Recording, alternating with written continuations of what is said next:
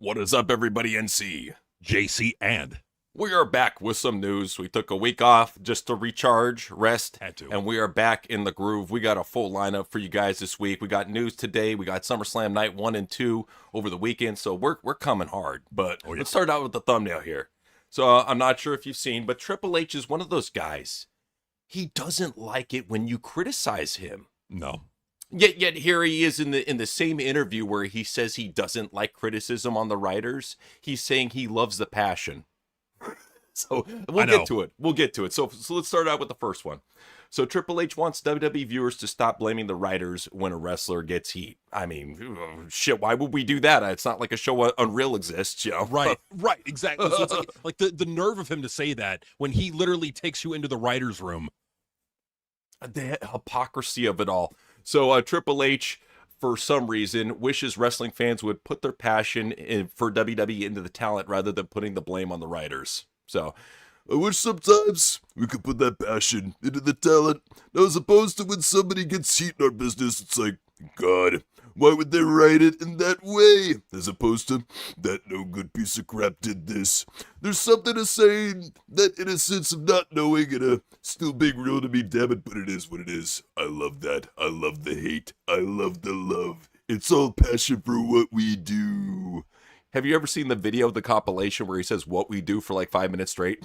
Yes. That's like his new catchphrase, I swear. It's what we do. It's what we do. Well, is what you do, like not able to sell out SummerSlam? Is that what you do? Apparently, that's what you're doing. It's just the nerve of this guy. Like, if he had a brain in his head, he would just say, you know what?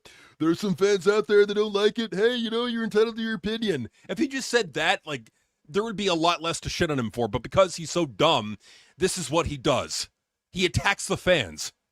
Well, here's what doesn't make sense to me. It's like he's gone off on the fans before. We remember during the WrestleMania buildup, if you got a problem with what I'm doing, fuck you, you know. That's what he basically said to the fans. And here he is saying, yeah, I hate the fact that they're critiquing the writers, but I love the passion. Huh? It makes zero sense. Like if you have a brain in your head and you're thinking about it logically, like what you just heard, that statement from him makes zero sense. Only Triple H, a mind that stupid, could come up with something as idiotic as that. He really is. He's just a big nosed idiot. He really is, and it's really a shame. And you see it all over the place. There are some old school wrestlers that are cool, but man, a lot of them look at the fans the way Triple H does, the way the way all of them do. They all look at the fans like, oh, they're a bunch of idiots we could literally fart in their face and they'll give us they'll give us their money. That's how they look at the fans. This is how the disrespect that they have for the fans. And look, I mean, you can only crap in the fans' faces for long enough until they say, you know what, I'm not going to take it anymore. And look at SummerSlam. That's what you see with SummerSlam right now with the lack of ticket sales. That's the fans saying, I've had enough. Damn straight, man. They're tired of this shit. I don't blame them. Everybody's getting tired of it. But Triple H, like he says, he claims he loves the hate he receives from the viewers. So go a little bit further. He said, Yeah, look, whether we're doing something right or we're doing something wrong, I love that passion. I love it. It's amazing. They're not always going to agree with everything that happens. It's no different than the NFL. We're guys who have never played a down of football in their life, or haven't played since Pee Wee or whatever, are screaming and ranting, this coach sucks. He knows nothing about football. He doesn't understand the game. Why would he run that play? now, if he knew anything about football podcasters, they do exactly fucking that. Right. Exactly. Like if you knew anything about that, and how many head coaches, how many owners of NFL teams come out and tell the fans to fuck off? How many? Too many. Too many. Well, I'm talking about WWE, not NFL. But in WWE, no, in the NFL, right. it's like none. Like if that were to happen, it would be like the biggest news story on all of ESPN and all sports media, and that coach and or owner would be laughed out of the world. They'd be laughed out of the league if they did that. Oh yeah, for sure. So, Just like the NFL or NBA or Major League Baseball, people sit on the couch and yell, I'm done. I'm never watching the Knicks again. They suck. Then they win, and now they're the greatest thing ever. Oh, God. It's amazing. It's passion at the end of the day. It's why we do what we do. I love the hate. I love the love. so like he just loves saying it's what we do. But put failure is what we do on a T-shirt because that should be your catchphrase, you asshole. Well, and the thing about it too is like it's Like they'll come back no matter what. No, they don't. Look at the ratings. The ratings are at record lows, and they're only getting lower. The attendance it's getting harder and harder to sell out these venues. They're having to use these weird $25 gimmicks to get people to even go, to try to go, and even then that didn't sell out the venue. So like evidently the fans are not putting up with it. Evidently there is a low that you can hit. There is a rock bottom that you can hit. And he doesn't understand that. They're all out of touch. Every veteran pro wrestler.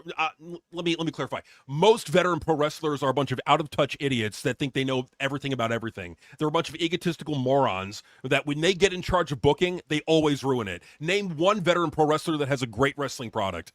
And you know that they sit around with each other like, these fucking YouTubers. Exactly. You know they do that shit. You fucking know it. They didn't work Madison Square Garden. They didn't work the Omni. No, they we didn't never work the killed Omni. a hooker back in their spare day. I did. I killed fucking 90 hookers. Damn it. Well, that's a lot of the stories that they tell, like these like weird like stories about like stuff they did in the past. But like this is how they think about the fans, and and this is why a lot of their booking is goof shit. A lot of it is just really goofy, stupid crap because this is what they think the fans want. This is how out of touch they are. It's very sad, man. Very stuck in the past. But Triple H was talking about the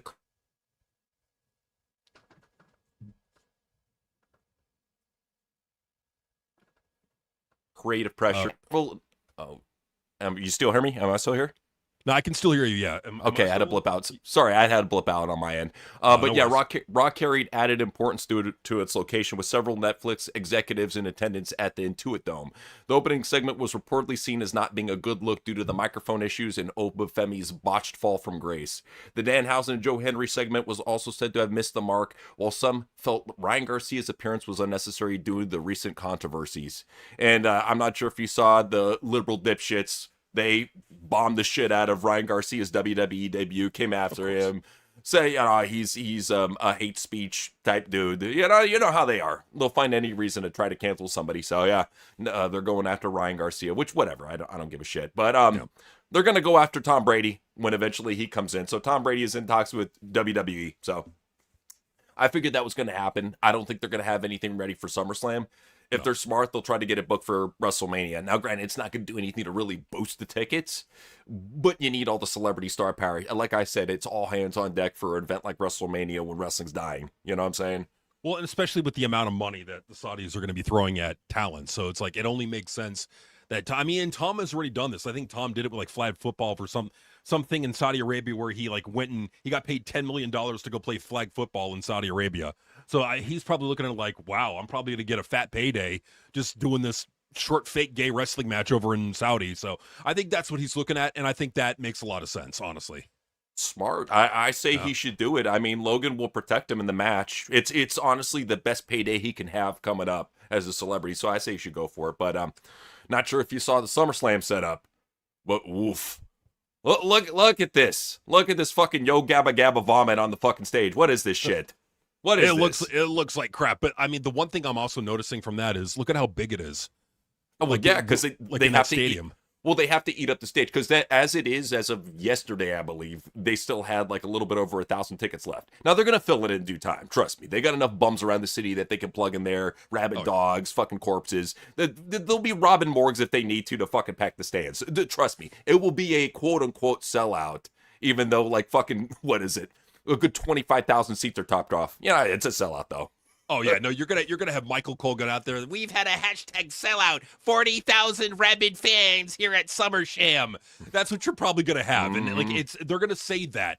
Now, are they gonna say how many of the tickets were comped? Like a lot of people look at WrestleTix and they look at like the number that's reported there. Those are not people that will be in the stands. That is tickets that were distributed, and that could be scalpers for all we know. And I tell you, man, they're going to comp the fuck out of it. They will do anything they can to pack that and make it look full because it's obvious. We covered how badly they were struggling 2 weeks ago. So just saying. But they're doing all they can with Danhausen. They're putting all their chips on Danhausen, hoping for a big win here. So there's reportedly now a mandate from a very high level within WWE, Triple H, to feature Danhausen across all major shows. And you know what I say to that? Please. Do it. And you know why? You know when I say this? Because Triple H has the ability to burn the fuck out of anything that is hot or popular within WWE. He does this shit. He'll bleed it dry. So yes, I'm all for that. I hope that Danhausen gets played the fuck out in less than 3 months. I hope by the time Survivor Series comes, people are booing him. He's already getting no reaction.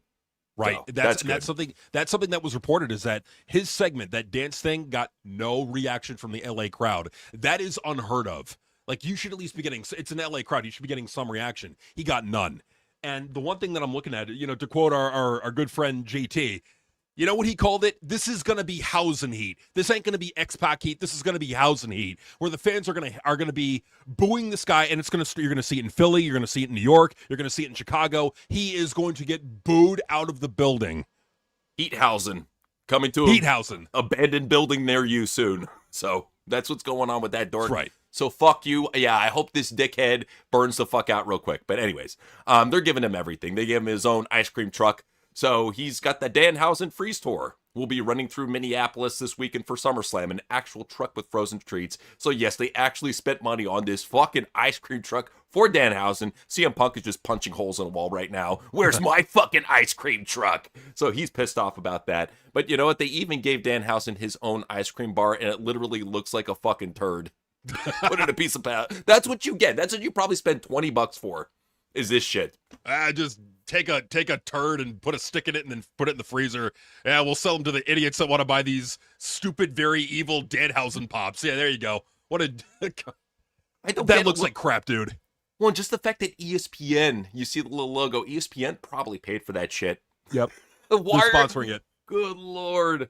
Oh, you know what though? WWE, they're trying to get their celebrities everywhere. So, Damian Priest is going to be in a Netflix movie called Steps. You guys got to take steps to get into Hollywood, and this is one of them. So it's an animated film. A lot of big names on it, so I'll give him credit for that. I ain't going to hate. So I would have never thought that this boring motherfucker would have been an actor in Hollywood, but, here we are being surprised. So there you go. I mean, if he goes to Hollywood, then he won't be in WWE to bore the shit out of the fans. So there you go. True. I just said that. Why do we get? That's the thing. We get more Damian Priest on TV than we do Drew McIntyre. It should be the other way around, Exactly. I mean, like, if Drew McIntyre is going to go away, well, let's keep this charisma vacuum away from WWE. I mean, like, because this guy is just too he's dragging down R-Truth. It's really hard to drag R-Truth down. He normally elevates people. This motherfucker is so boring. He's dragging R-Truth down. Well, that's what Triple H knows how to do. He knows how to take anything that's a hot act or anything that the fans like, and he'll find a way to fuck it up. Yep. That's why Danhausen's doomed.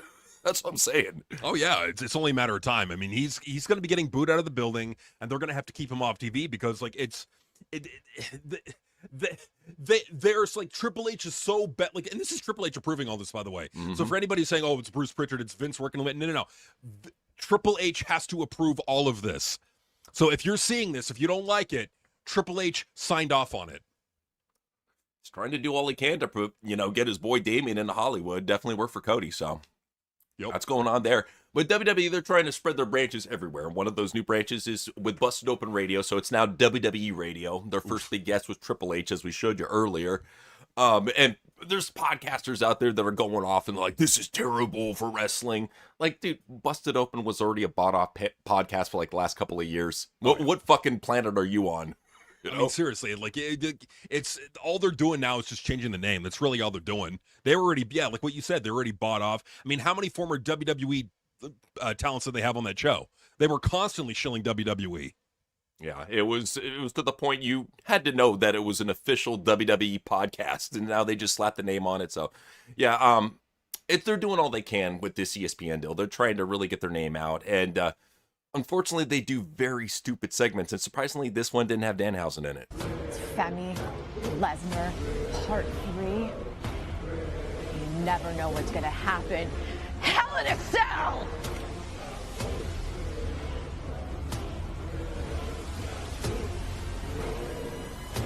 I want to ask this one more time.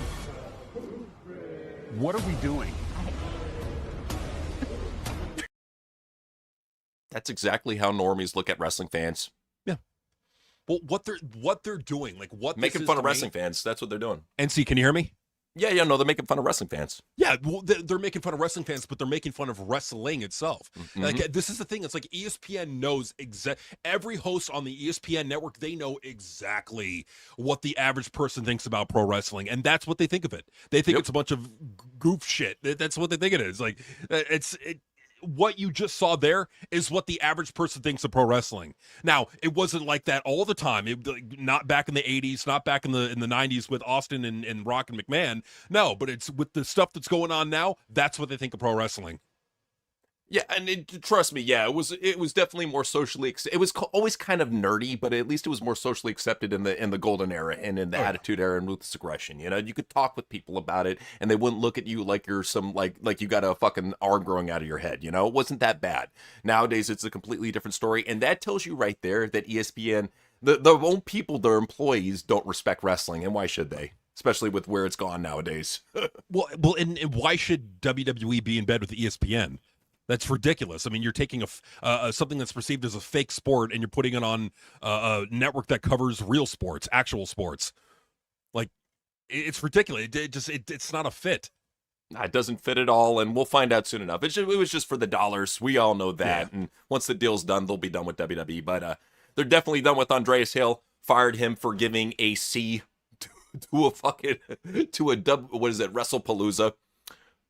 This is the problem, is that you can be honest in the business and you will get fired for it. Mm-hmm. That's how it goes. This is what Triple H doing right here, guaranteed. Oh, absolutely. In my opinion, I think he had a little bit of a say in it. He was like, "What's the point of having this guy crapping on WWE? It's only going to hurt the partnership." Honestly, the more I think about it, this is a Nick Khan decision. Nick Khan probably talked to them and said, "This is not a good look for us as a partner," and they fired the guy. You're going to fire all of SportsCenter then for laughing at your guys' ass during SummerSlam build-up weekend? Come on, man. That would be funny if they did. Could you? Like if the news comes out, it's like, we had to fire everyone at SportsCenter because they made fun of wrestling. Nick Khan had a little bit of a hissy fit backstage. They're making fun of wrestling. They're making fun of Triple H. I will take care of them. No problem, my butt lover. And that's how it went. Thank you so much. Shut it down. Shut down SportsCenter. Shut down ESPN. They hurt my feelings. Oh, this is what it's become. We have the most sensitive little bitch boy who wants to be Dana White, acting like he's Dana White. It's disgusting, man. But and he's so protected. He really is. He really is. But ESPN, they're doing stupid shit as part of this partnership. So they'd have an ESPN Moment of the Night title belt for PLE starting with SummerSlam. So they're giving belts to people for Moment of the Night. You don't get like a purse over in MMA for like $50,000. You just get a cheap piece of shit belt.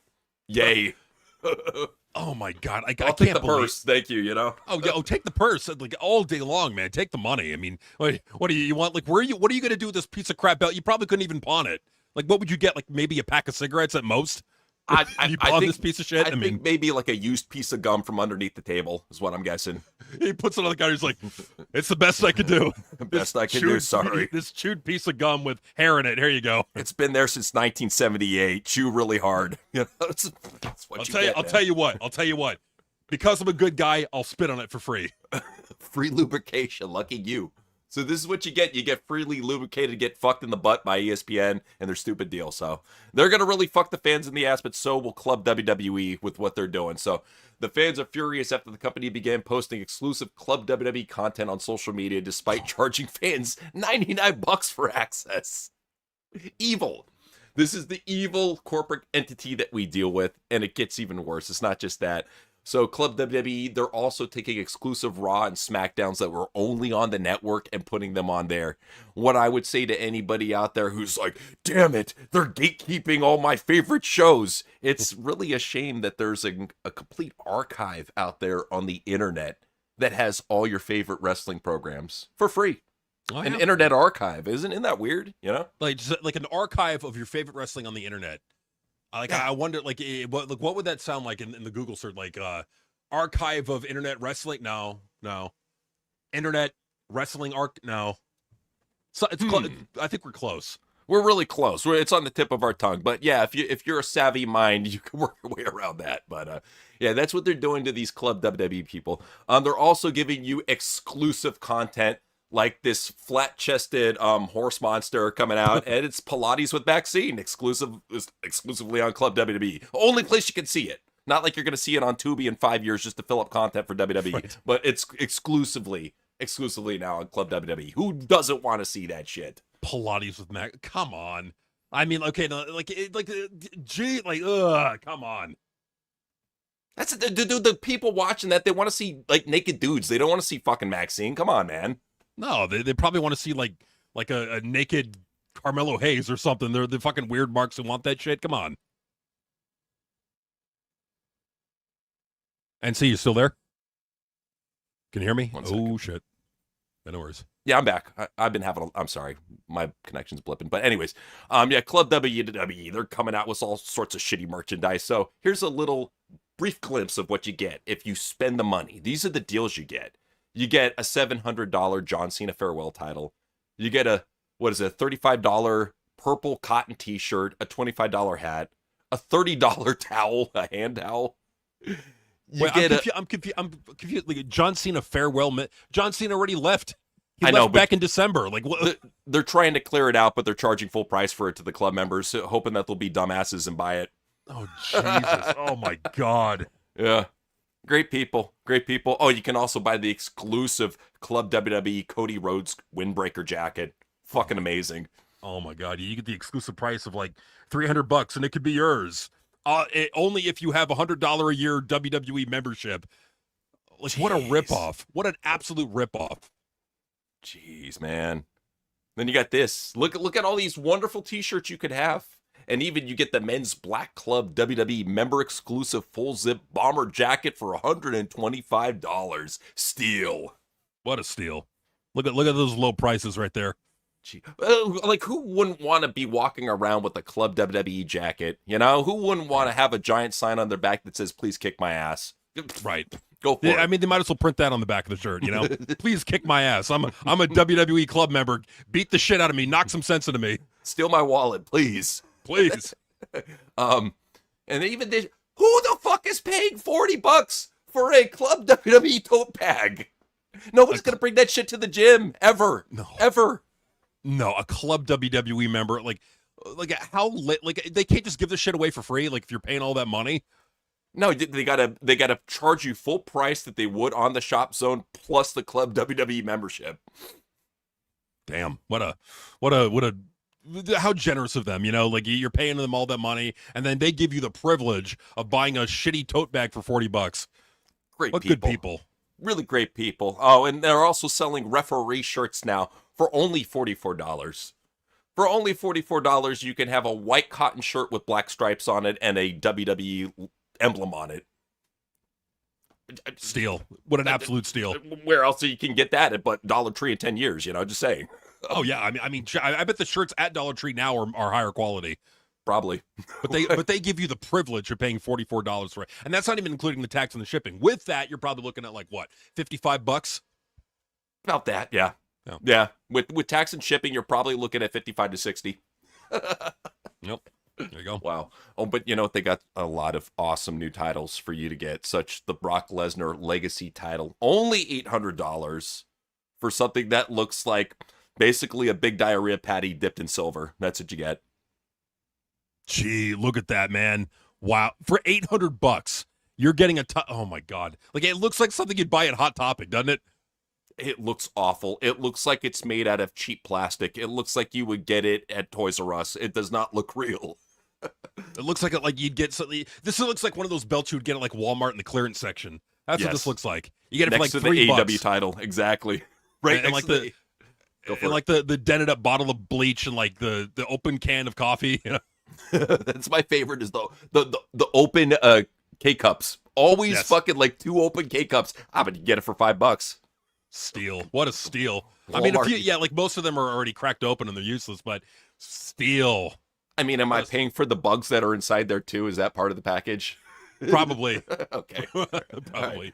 Right. So yeah, you can get this awesome new CM Punk ECW title.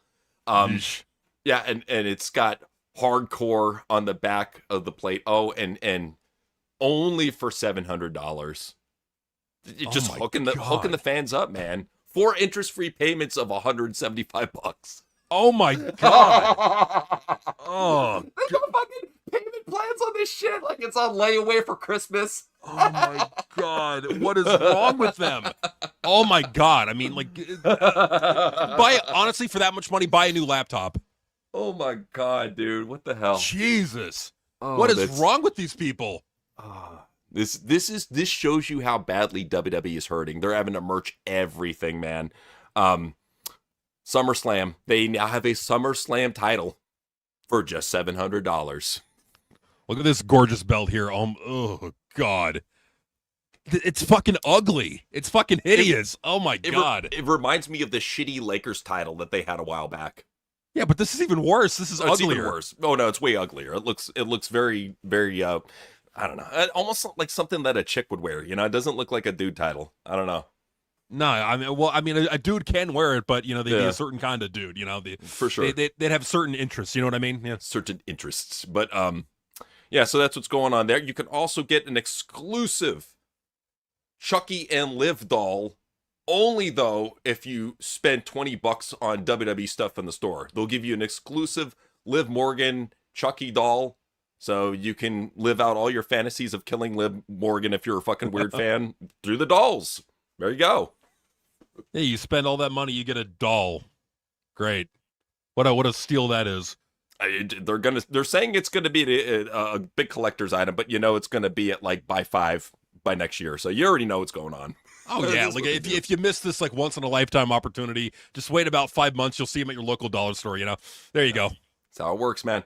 But you know what? WWE isn't done trying to bleed their fans dry. Now they have new mobile apps, new mobile games. So they got WWE Lock It In, WWE Championship Gold, and WWE Scratch Card. So Noseman is getting in touch with all those fucking third-party Chinese fucking 0.000007 Bitcoin paying motherfuckers, and he's shilling out a bunch of shit apps. You know, the fans will download it. I mean, look at all the other shitty apps. They'll definitely download it. Oh, for sure, absolutely. WWE Lock It In, WWE Championship Gold, WWE Scratch Card. Who the fuck who's gonna download those games? You'd be surprised, man. You would be surprised. Wow. Yeah, yeah. They're talk about lowered standards. Good God. I mean, come on, people. Anything to get $1 at this point. They are desperate, as you can see. And you know what? There's going to be some free agents. They cut a lot of people. A lot of these free agents are showing up real soon. The Motor City Machine Guns already showed up over in AEW, but everybody else here on the list is free to show up wherever they want. So we'll have to keep a lookout for them, see what they do. We do have some news on where some might be going a little bit later, so just keep that in mind. Kari was one of those people teasing. She said, "How far I go, see you soon." So we'll see where she ends up. I'm thinking she's probably going to go back to Japan. Probably. Yeah. More than likely. Yeah. So Lola Vice, big word is that she's getting called up, which is good. I'm all for her getting called up. She should have been called up a long time ago. But yeah, they're finally calling up. They need more talent in SmackDown, so female talent. So I'm all for it. Let's see what she's got. I mean, she's got talent for sure. She's very attractive, so you know she could work. But I mean, honestly, when she goes to the main roster, they ain't gonna do nothing with her. I mean, look what they've done with Jordan. Like, I'm surprised the way they booked Jordan Grace. Like, I mean, I'm not the biggest Jordan Grace fan by any means, but like even I thought that Triple H is gonna book her better than how they booked her. But no. He must have like heard her talking on the phone to Jonathan Gresham doing FaceTime. Yeah. And she's all like, "Yeah, I work for this big nose dumbass. Yeah, don't worry though. He's attracted to me. I'm gonna get the push." And he's like, "Well, we'll see about that." That's all it took. I mean, very well could have happened. I mean, who knows? I mean, like I would have to imagine that some of the wrestlers backstage are talking crap about Triple H, about how bad the creative is, how bad the booking is, how like nothing he's doing makes sense. Like I wouldn't be surprised. Yeah, usually it's only the big stars that try to gripe. Like Cody's been griping a little bit more, Punk's been griping a little bit more, but yeah, everybody underneath that, they watch their mouth because they know that to get to the promised land, you got to kiss a lot of ass. So it's unfortunately how it is. Somebody who, you know, got to WWE, I thought he was going to AEW, was Mike Santana, showed up over in NXT. Not as Mike Santana, though, as fucking Cruz Montana. Oof. Great job, William Regal. Cruz Montana. Fucking amazing name there. The namer of names. We're going to name you Cruz Montana. And I bet he was like, yay, great. I'm going to be named Cruz Montana. This is like when you're playing Fire Pro Wrestling and they change the name of the wrestler to something similar. This is the exact same fucking thing, so they won't get sued. Same thing. Cruz Montana. What are they thinking when they come up with these names? So now apparently he was saying, oh no, this is a family name. I'm like, bullshit. Bull fucking shit. No one in your family is named Cruz Montana. No human being alive is named Cruz Montana. It's a fucking dumb name. Like, what are we doing? We got to bring in Miley Cyrus for Hannah Montana as his ballet bro. Bro, it will be the Montana family. They are all from Montana, bro. That's the gimmick. They come out on bisons, bro. Oh, one of them ran over Triple H. Oh no, darn it. Oh, they're crapping. Oh no. They're peeing and crapping on him. No. Bro, it's okay. There are no speed limits in Montana, bro. Yeah, and the Buffalo don't care about the speed limits. They don't give a crap. No, they don't give a shit. They'll just crap all over the speed limit. That's right. But, Triple H is crapping all over Grayson Waller, threw him over to NXT, and Grayson said, being the top guy in TNA is like being the best basketball player at the local YMCA. Oof. Wow. So I thought, honestly, Grayson's a perfect fucking fit for TNA, but obviously he's snubbing his nose at that shit. He's looking down on that. He's like, nah, I'm good. I don't need to look like a Simpsons character. I want to be where I'm going to look somewhat human on camera. So fair point. So good on him for that. And then I loved what he also said about the wrestlers in the back, saying, like the women are the only good thing about NXT. The men are whining all the time. They're constantly in medical. Oh, I got a little boo-boo. Can you give me a Band-Aid for it, Mr. Michaels? Sure, kid. Yeah, just go get taken care of. Can I still call myself a WWE superstar? Yeah, sure, kid. Why not?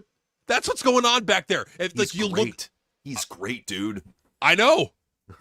Great. They need, honestly, like, people are going to say, oh, he failed on the main roster. Nah. No, NXT needs talents like Grayson Waller. They need them desperately because they let it go to shit. Shawn Michaels failed miserably with how many people he let go from the men's division. The fact that he was not building anyone to replace that they were losing. No, he did. Well, that's why they had to rush to really fill it back in. Mike Santana. Eventually, you're going to get Leon Slater over there. You got Grayson Waller, Steve Macklin in due time, in my opinion. I think it's going to fill up by the end of summer. I really do. But yeah, Tristan Angels wasn't too happy with him and said, being demoted to developmental at 36 is crazy work. At this rate, Grayson Waller will be moved down to Evolve by 40. You'd say fucking nothing about Sean Spears, who you share the same locker room with. Mm-hmm. What about Naraku, who's 39? Right. Nothing about that. What about Mike Santana, who's almost 40 himself? Like, he's not young either.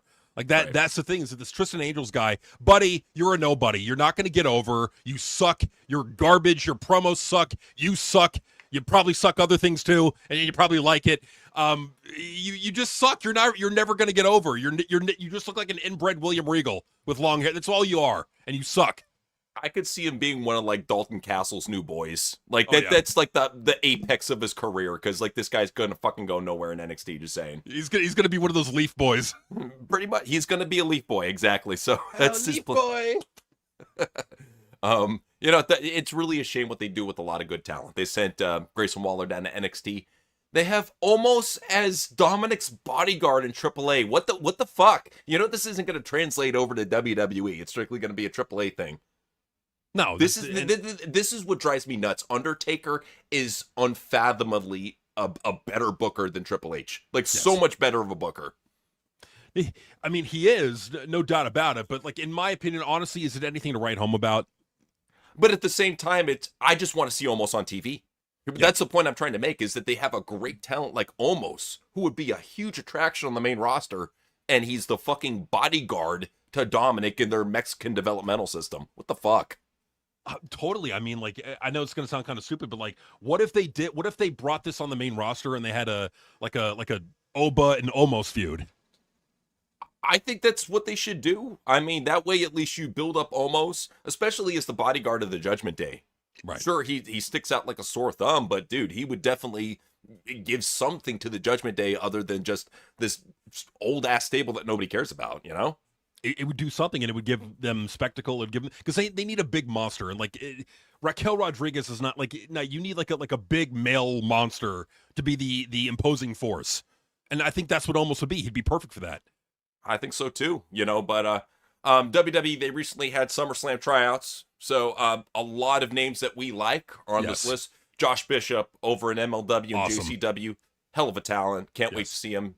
J-Rod over in, OVW, over in JCW, hell of a talent. Another one that I've been high on, Ox Adams, 7 feet tall, big dude. He's a good talent. Tyus Alexander, not too bad. Brooke Havoc, not too bad. Nate Prince, not too bad.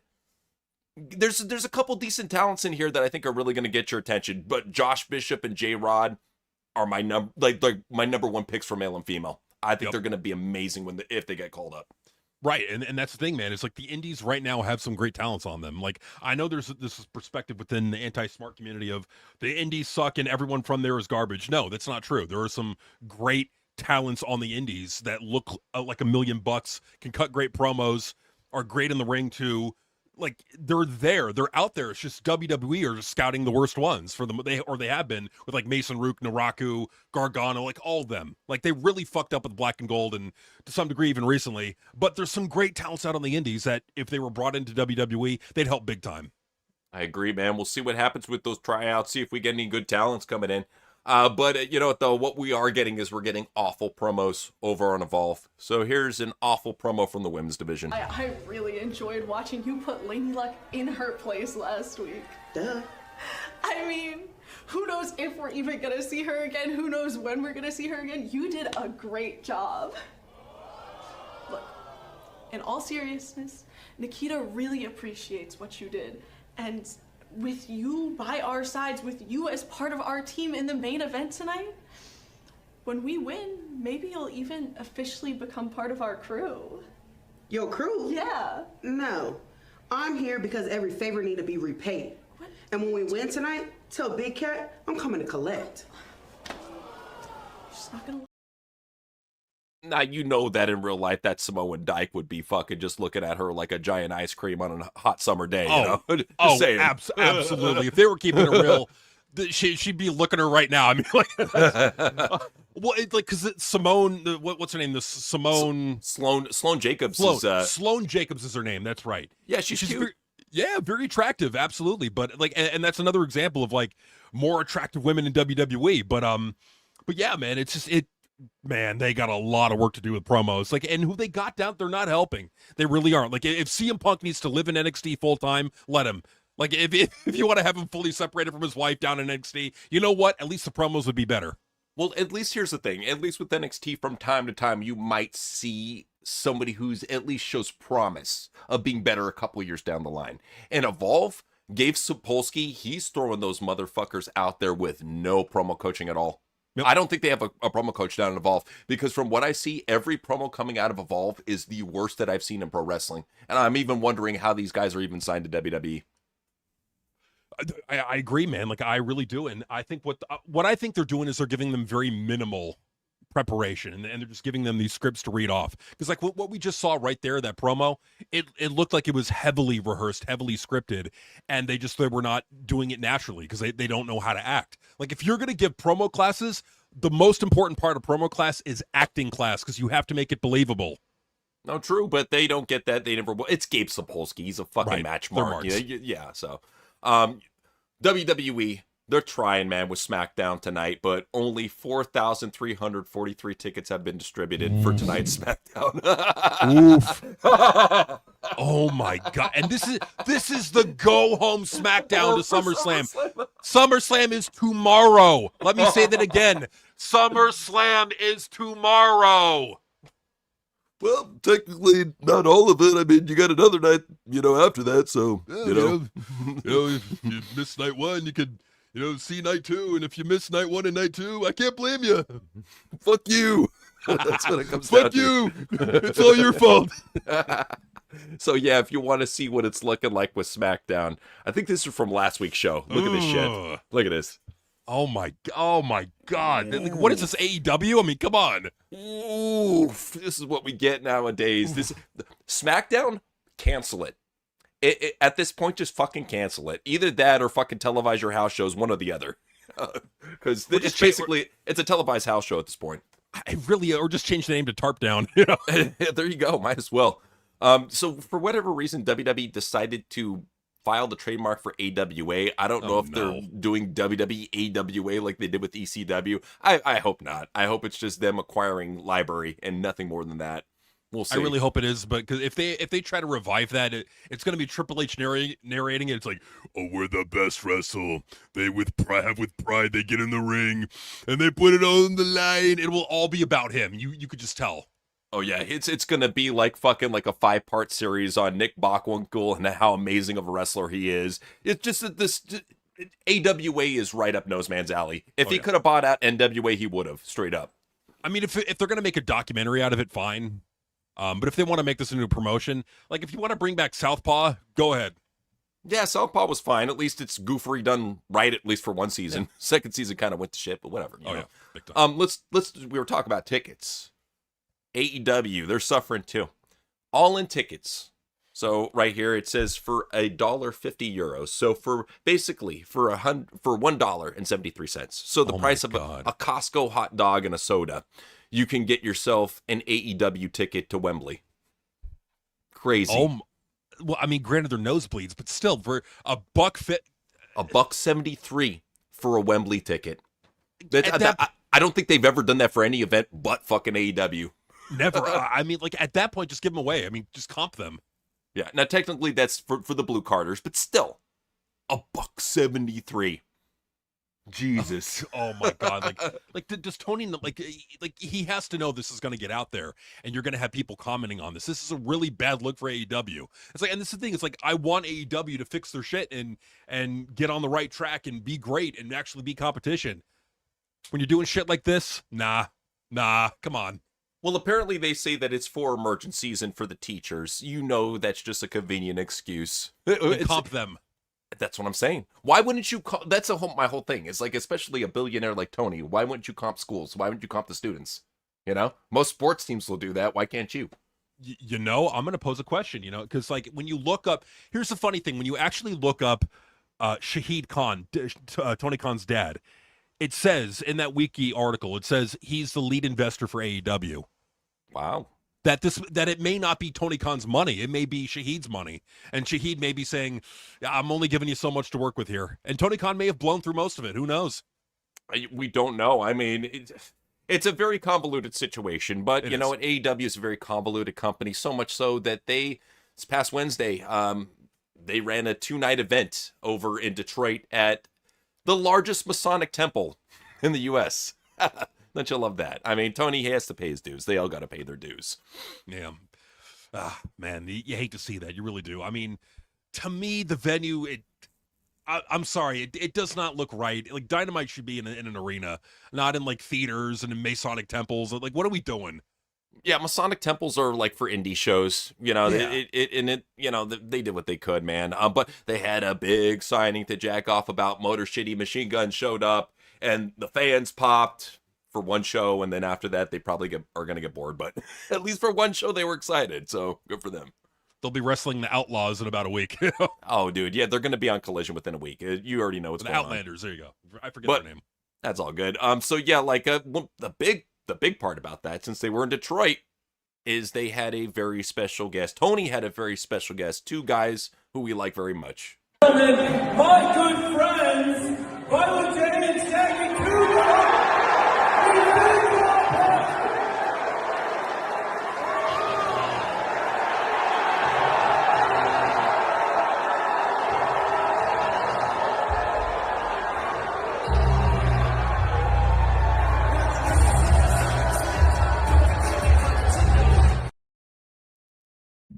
Hell yeah.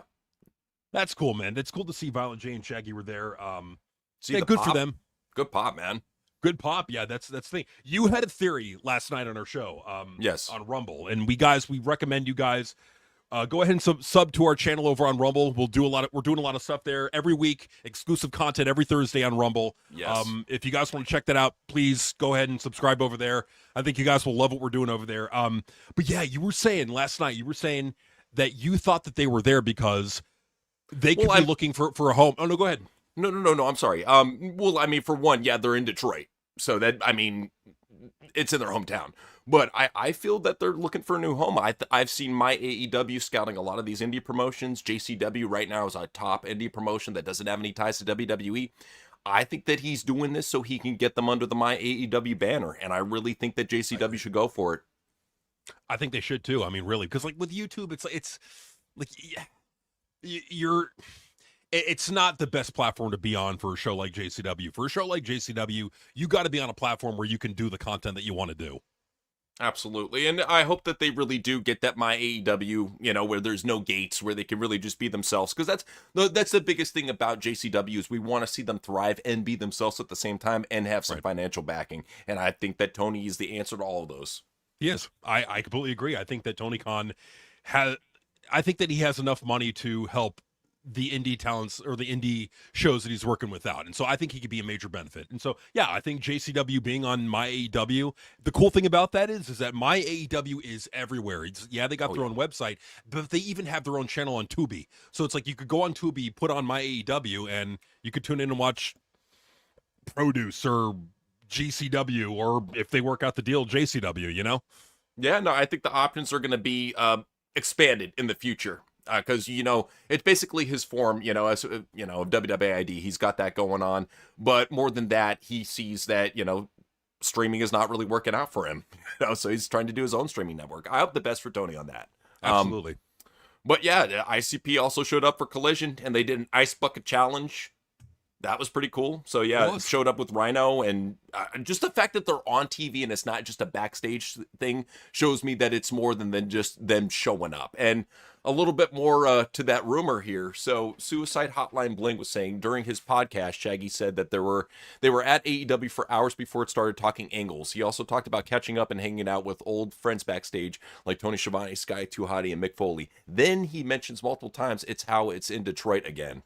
So in other words, yes, they were there for Detroit, but the fact that he said they're talking angles, I think this is going to lead to more stuff. I think it wasn't just for that night. Because when you're talking angles, you're probably talking about the wrestlers on JCW working with the wrestlers on AEW. They're probably talking about a crossover that you're going to see of maybe cocaine on Collision, and then maybe I don't know, somewhat on Collision working at JCW, which is good. I mean, that helps JCW, so that's good, Yeah, we just want to see the best for the company and really see them thrive. And we feel that the working with AEW is the best way. Look at what happened with ECW and WWF back in the day.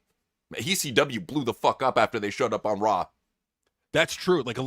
People got to remember, ECW didn't really become the phenomenon that they became until they were working with WWF. Yeah, and once you saw that Raw that had it had Tommy Dreamer and Sandman up against the Dudleys in the main event. Yeah, they had Stevie Richards wrestling. Taz was on there. They had Raven, Sabu. They had all their good stars on there. So I think that was you found out too, was Vince working with Paul Heyman and basically helping him out with money, helping him out with talent. So cool thing. Hopefully we get something like that with JCW and AEW. Just saying. Absolutely, man. I hope so. Yeah. So there are some talents coming into AEW. We already covered Motor City Machine Guns, but there's at least 5 other names who are currently waiting to be signed by All Elite. I'm going to guess, if off the top of my head, Santos Escobar, for sure. I think Kairi Sane, if she's not going to Japan, has a good possibility she's coming over and competing with Mina. I agree. Maybe Zelina and Malachi coming back to the company. Because I haven't heard anything more about them working with TNA after that. I think he asked for too much money, honestly. I'm going to throw out a name. You know who I think they're actually going to make an offer for? Who's that? Bo Dallas. That would be interesting. Another one is Kofi and Austin. I know they want to come over, so they could. There. Yeah, I think they already cut what is it? I'm not sure if you saw the little promo that Austin Creed put up, but they're definitely preparing for a return real soon. So I think it's going to be an AEW. So yeah, there you go. Good for them. Yeah. Not sure if you heard, but they did have a new women's world champion in Willow Nightingale. She's going to be going in. This. Well, I'm not a big fan of it either because it feels like she was shoehorned into a major moment, which I don't feel. If you're going to do this type of shit, don't do it before All In. Do it afterwards. Right. And because they had the title on Tekla for a long time. To me, I would have been you know what? Have Tekla and Mercedes go at it at All In. But I get what they're doing. They wanted a baby face and a heel at all in for the women's title. I get it, but it's too soon. Like you need more time to build it up. Well, that's the thing too, is it's not like giving the title, from MGF to Kenny. No. Willow's not anywhere near their level of like trading it to another top level main eventer. Just saying. No, you're right. I mean, because like at that time, Kenny was an already established main eventer. Willow Nightingale is not. So like that's the thing where it's like you got to build that over time. You can't just shove it out there in like 1 week and boom, there you go, world champion. And like no, you can't do that. That's not good storytelling, and it's like the crowd is not going to be. You're going to have a lot of people in attendance that are going to cheer for her, but I feel like a lot of the internet's not going to be behind this. And like, I mean, it is what it is. Well, maybe it's just me, dude, but I felt like Tekla was at her best when she was champion. She was Right. actually gaining some steam and gaining more eyes on the company. I don't think she gets enough credit. She doesn't, and you got like also look at like Chris Statlander. Like this is a woman that Tony put the title on, took it off for later, and has done nothing. Well, that's my whole thing. It's like if you're going to go ahead and take him out of the title scene, give him a big feud to work with. Either that or give him a tag team partner. Give him something to fucking work with, man. There's no reason for that. But I agree. There's no reason for Jacques Rougeau to be throwing temper tantrums backstage at Redemption, but that's exactly what he did, apparently. So rumor goes that a Rougeau family ceremony took place before the Redemption pay-per-view in Montreal, featuring a promo from veteran wrestlers Jock and Raymond. According to Dave Meltzer, the ceremony was originally supposed to include a video package, but the project ran into several issues. Jock reportedly told AEW that he would handle the video himself, but the footage he provided was too long and included material and music that AEW did not have the rights to use. The video also contained AI-generated elements that AEW did not want to include. By the time the issues were discovered, it was already the day of the show, and there wasn't enough time to produce a replacement. As a result, the Rougeau family ceremony went ahead without the planned video package. Meltzer noted the following. Multiple sources said Jock was throwing a tantrum backstage over that. He was 2-by-1. Official calm down or they have to kick him out. So, oh my God. What a big fucking baby, dude. Here they are. Like, Tony don't have to give you a send-off, dude. Like, No. you're a fucking Mountie, okay? I know you trained Kevin Owens. Big fucking deal, dude. You're a fucking Mountie at the end of the day. And you're asking to get your dick sucked and show off your 5-minute, probably 7-minute long stupid AI video of fucking you jacking yourself off and your brother? No, dude. Fuck you. It's like, I don't want to see you jerking off. Put that fucking video away. But it's Canadian. You have to show it, Tony. I can't fucking show it. Can't fucking show it. Dave, fucking tell him, Dave. This is how it is, Jock. You're nowhere near my level in the business, so you better shut your fucking mouth and just deal with it. Yeah. like who does he think he is to be like barking orders at Tony Khan? It's like, buddy, you were there like at his request. Tony Khan didn't have to have you there. That's what I'm saying. It's like you were so lucky to be even getting an homage, to even be getting something like this, a ceremony. Be grateful. So in other words, he's gonna get ghosted by Tony after this. So yeah, nice job, buddy. He fucked himself over, So we were talking about ice bucket challenges earlier with ICP. Well, you know what? This is a man of his word. Tony took part in it himself.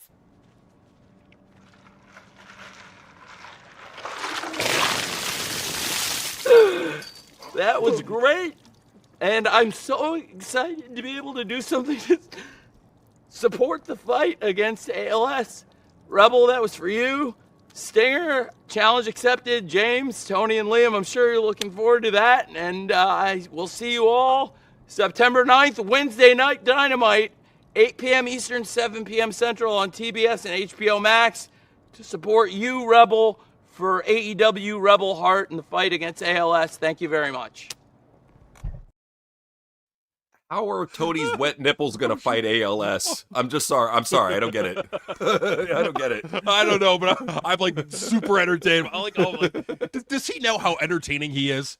He's one of those guys that just is having normal conversations and just with his facial mannerisms, with his body, like he's a naturally good actor. That's the thing with him, man. Like, I know like a lot of people shouldn't it. Idiots like Eric Bischoff are like, he shouldn't be on TV. I disagree. No. I think Tony Khan should be a heel authority figure on TV, or at least like a babyface authority figure, something, because it would give legitimacy to like the decisions that are being made, because he's the public owner. Since he's got now this My AEW, I say make a deal with Lucha Underground, bring it back, and then bring in Dario Cuento and have him as his gay coke lover. and have them like as like gay Coke GMs. It'd be amazing. Fucking gay Coke GMs. Fuck yeah. One for Dave Collision, will be- one for Dynamite, you know? Fucking. Dave will be the commentator, Dave Meltzer. This sounds amazing. I can't wait. And I'm going to bring that piece of shit Ryan with me, too. Could you imagine Dave and Brian as It would be funny. And that's what I don't think they lean enough. The IWC has a couple gems out there. And even like backstage at these events, like we were talking about Tony, there are some gems out there that aren't being utilized. Utilize them. Oh, utilize them. Like, could you imagine JD like on one of the shows like, what the fuck is this garbage, bros? Get him off! Get him fucking off the fucking commentary table right now! Right now! Go to his fucking mic! Go to his fucking mic! That's what you would see. And then you see JD go on his like fucking shitty show like, I had my fucking mic cut. I had my freedom of speech abused. This is what I get from coming over from House of Glory, oh bros. Fuck you. Yeah, he's a commentator for like if you've ever heard him on commentary for House of Glory, bro, he is awful. He is awful on commentary. The fucking the Eeyore guy, the fucking the inbred looking guy that he what's it, Solomon? That guy, yes. He's okay. He's all right. Yeah. JD, like, bro, he just sounds like a mark at the desk. You know what he sounds like? He sounds like a fucking Guido version of Joe Tessitore. Oh god. That's what he reminds me of. If he were inbred and, did things with kitty cats, Bruce.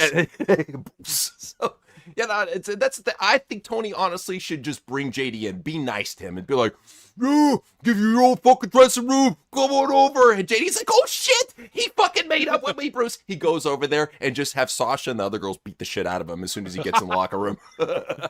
Amazing. And then they make fun of him, look at him. He's got a little baby dick. Stop laughing at my dick, Bruce. That's what you should have. Just had the big girls like Chris Statlander or Megan Bain strip him naked and beat the shit out of him as Sasha laughs. Oh man, the fun that they could have, but but honestly, I mean it sincerely. Tony Sure. Khan needs to be on TV. Yes. Fuck Eric Bischoff. Eric Bischoff is an old retard. He doesn't know what he's talking about. Put Tony Khan on TV. The ratings will go up. I tell you. I'm telling you. I'm so tired of seeing this pumpkin with glasses and Phil Donahue hair with his fucking roid gut come out and be like, I'm just trying to suck some Triple H dick. Will you please give me a job? it's every fucking Eric Bischoff interview. Well, it really is. It's just like 2 hours of Triple H or of him sucking Triple H's dick. WWE, they're so smart. They know what they're doing. Really, is that why they can't sell out SummerSlam? Always suck a dick. And what does he get out of it? I would ask him Nothing. and Glenn Gilberti, what the fuck do you get out of sucking WWE dick other than being made fun of by the wrestlers backstage? What do you get out of it? Well, but nothing. And that's the thing is that that's the thing. Like Eric Bischoff, I think to a much lesser degree, but like Glenn Gilberti, they're getting made fun of. Like look at what even Cody Rhodes publicly made fun of Glenn Gilberti. Oh, remember the time that big stuff farted on your head? It was so funny. That was not funny. That was a traumatic event for me. I had to call my lawyer. Like this is the shit that we're dealing with. Like these fucking old fucking marks that think they know everything about everything, and when they run things, they run them into the ground.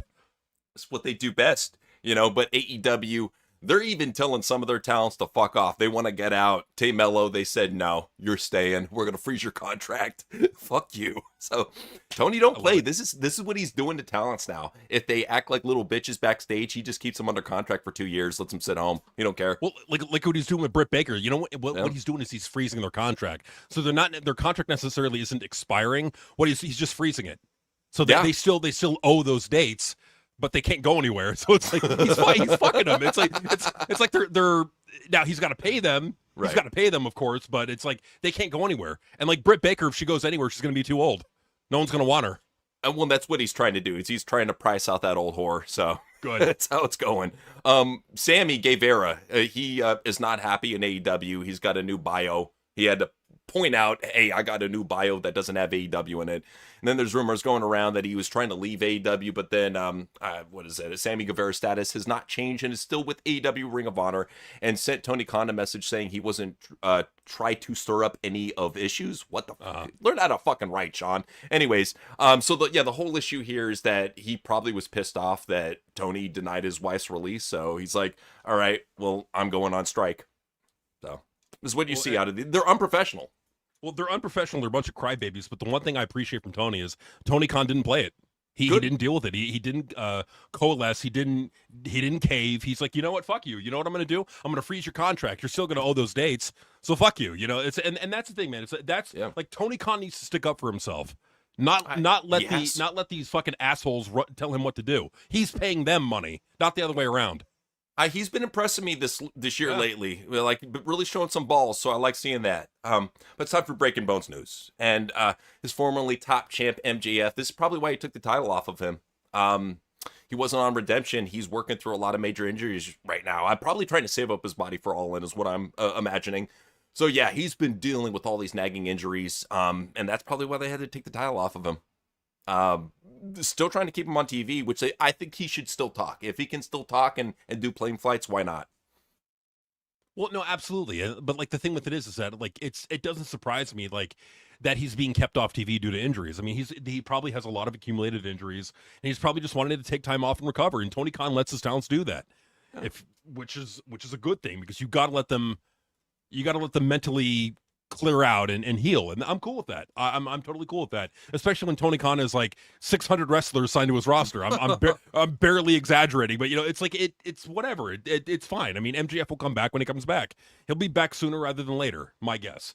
Well, that's the thing too, is like he's got so much talent and no roster split. And WWE, it feels like they have a thin roster and they got the roster split. It needs to be the other way around, you know. But no, it really does. This is what's going on with MJF. Dragon Lee, I'm sorry, over in WWE. He suffered a torn ligament in his thumb on Raw this week and will not be able to compete at AAA Verano Escalando tonight.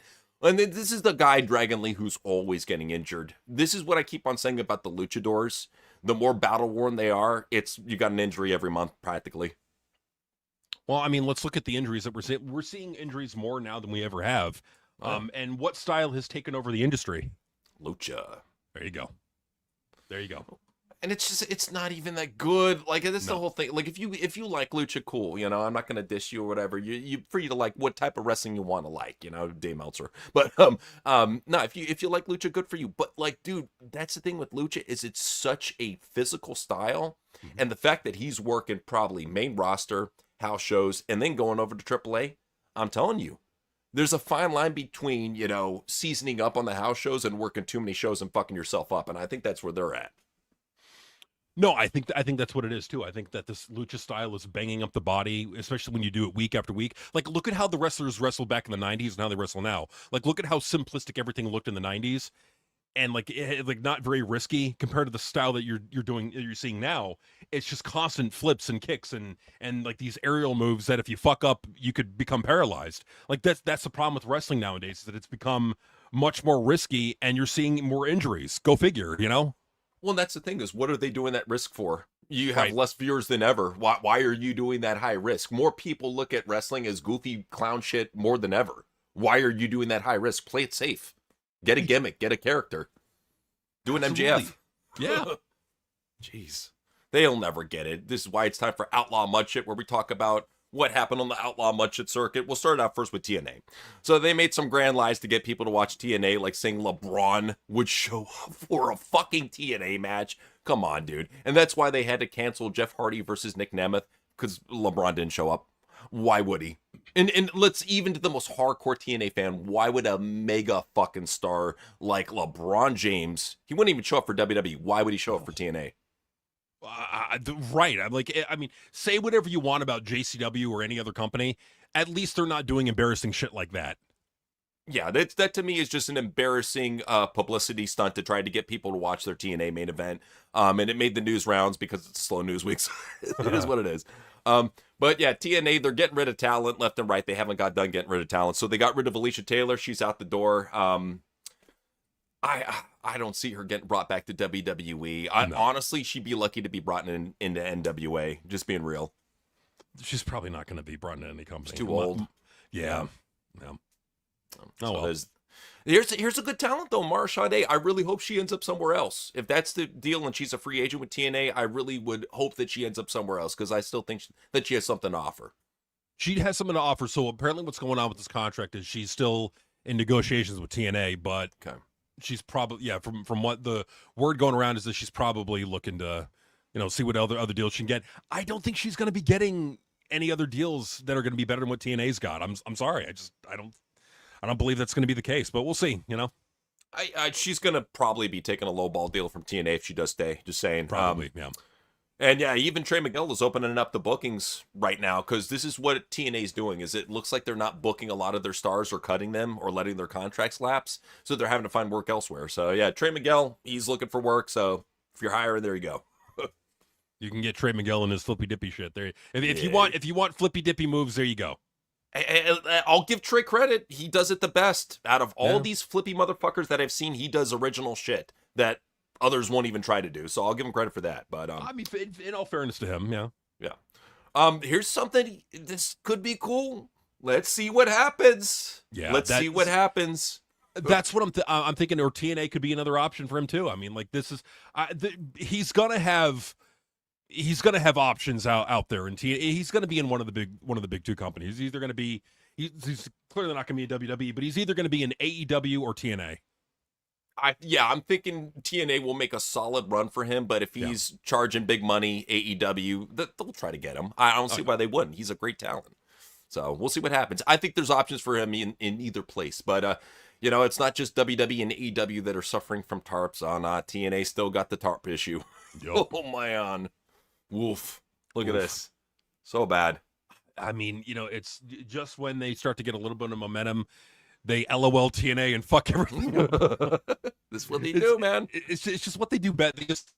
TNA, the best thing they do is they'll get you a little bit of hope, and then they'll just dash all of it with a really shitty show, and then they'll fuck everything up for the next 4 weeks.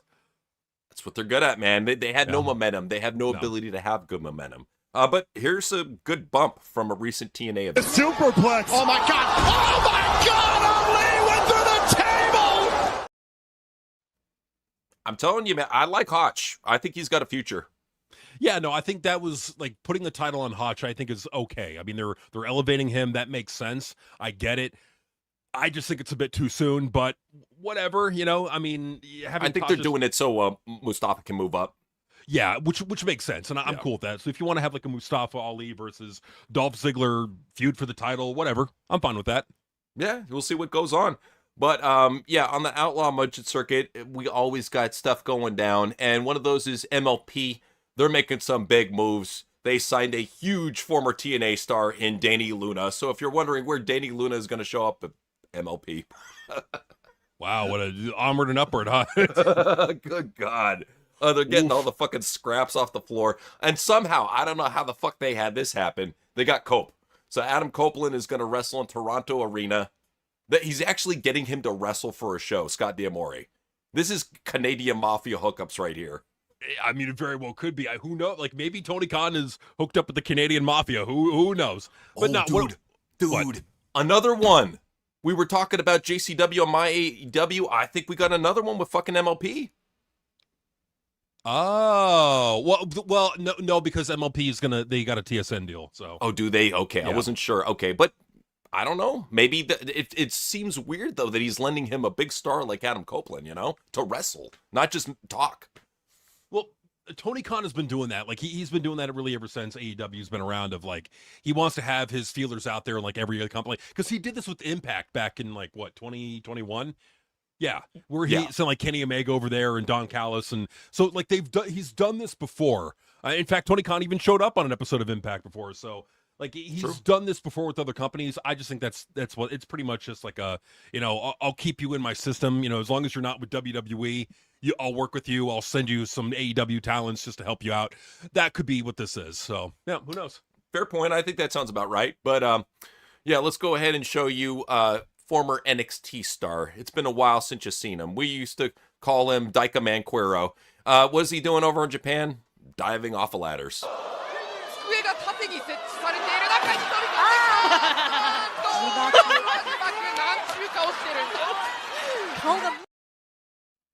This is what Johnny Gargano has done to indie wrestling. Now everybody sells with shocked open eyes. Oh man, like this is why they had to let him go. This is why they had to let this guy go. Who would, like, if you remember, he would wear like the fruit jackets. That's what he was known for. They had to let him go because he sucks. He sucks. He can't sell for shit. He can't sell at all because he's a jabroni and he sucks. Yes, Dyka Man Cuero sucks. He always has. Now somebody who's awesome though, needs to be signed, but probably won't get signed for a while is Ben Bishop. And here he is talking about not getting invited to the SummerSlam tryouts. Oh yeah, the WWE tryout SummerSlam weekend? They must have lost my email. Okay, I had my chance. Someone else's turn. I'm happy for everybody.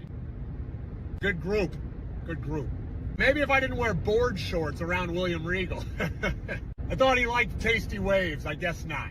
And maybe for my promo, if I didn't recite the first 25 minutes of The Legend of Bagger Vance. Thought they would pop for that. They sure didn't. Maybe if I didn't ask the training staff for some gimmicks. I thought this was pro wrestling. Probably shouldn't have taken HBK's hat. Take my pants off, put it over my crotch, and said, "Who's a sexy boy now?" Not the best idea. Probably shouldn't have begged Coach Bloom for a job while we were both taking a piss at the urinals. Dick's out.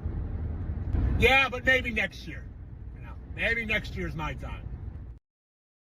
Straight up, I would give Ben Bishop his own show. Oh yeah. Oh, I like at the very, like, given like the thing they gave like Edge with the ride along. Well, like Chris Jericho had the cutting reel, I think, or something like that. Give him his own show. Like WWE, bring him in, give him his own show. AEW, you could do that too. He would be great. I think he's a perfect fit for AEW. I know he already wrestled like a televised match back there. I don't think Tony was too fond of him. I think he's a perfect fit for AEW. I really do. It's really sad that Tony didn't see the light in him, just saying.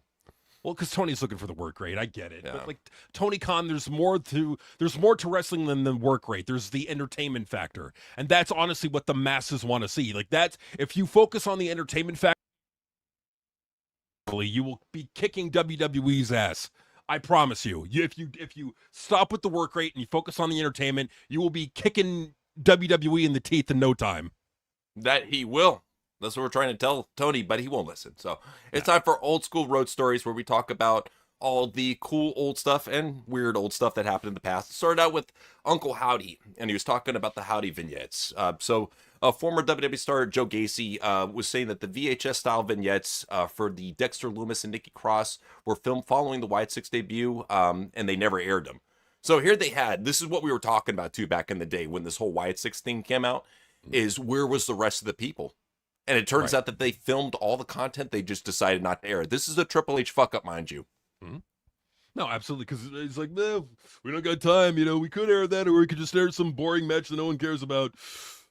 Put the boring match on. Like, that's the problem with Hunter. Like with Triple H, is he does not see the value in entertainment. He is a mark. And look at what the marks do to wrestling. They make it niche. That's what they do. Always. And even Joe was claiming that he was pitching ideas to Triple H all the time on Wyatt Six, material every single week. And he said, I do think we had a lot more to offer, but, I guess the company felt differently. So it is what it is. And here's the frustrating thing, too, about WWE is I'll give credit. It's like not all the wrestlers in the back are a bunch of brain dead marks. There's a lot of creative minds. And I will say Joe Gacy is one of them. Of course, Bo Dallas is one of them. There's some creative minds backstage. If they pitch you ideas in the creative, listen.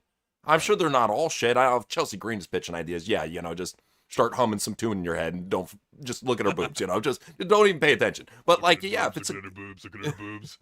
But if it's like, if it's a guy like Bo Dallas, yeah, listen, Oh, absolutely. And that's the thing, man. It's like everybody in the Wyatt Six has something to offer. Yeah. I really think that they were very underrated stable. Another underrated talent too is Reggie, who was released. So Sidney Akeem Reggie was talking about his one-sided conversation that he had with Triple H about his character direction after he took over creative for Vince McMahon. And he said, it wasn't a conversation. I had a conversation with him trying to rewrite myself because we knew the 24/7 stuff was going to go down the drain. I'm like, I have this idea, this character with the mask and this and that and that, this and that. Rey Mysterio's on board and it'd be super cool. Yeah, and he said, all right. He's looking at me as I'm talking to him and he's not listening. And so I left the conversation, left the room thinking that was a waste. That didn't get anything or anywhere. And then I get the message from John Cone saying, hey, Reg, we're thinking about sending you back to NXT. How do you feel about that? I said, cool. And that was it. I wasn't going to say, nah, I would have gotten fired. So basically, he demoted him because he pitched him a creative idea. What a dick. Can you believe that guy? He thought he could just come up to me and say words to me. He thought he could talk to me. What a mark. Yeah, send him down to NXT. Who do you think you are? You're just Carmelo's bag boy, you little shit. Get out of here. I mean, maybe if you had the right look, maybe I'd listen to a word or two, but fuck you, go back to NXT. Well, in all fairness, Scripps was a terrible fucking idea. Let's be real. That was a really bad idea. Remember the goofy Halloween executioner mask they gave him? Dude, it looked like something you would see at Chikara. It looked fucking like some Hollow Wicked type shit or some Frightmare type shit. It looked stupid as shit. It looked so fucking dumb. Like it's just like some of these wrestlers they need to realize like we need this to look cool. We don't want this to look goofy.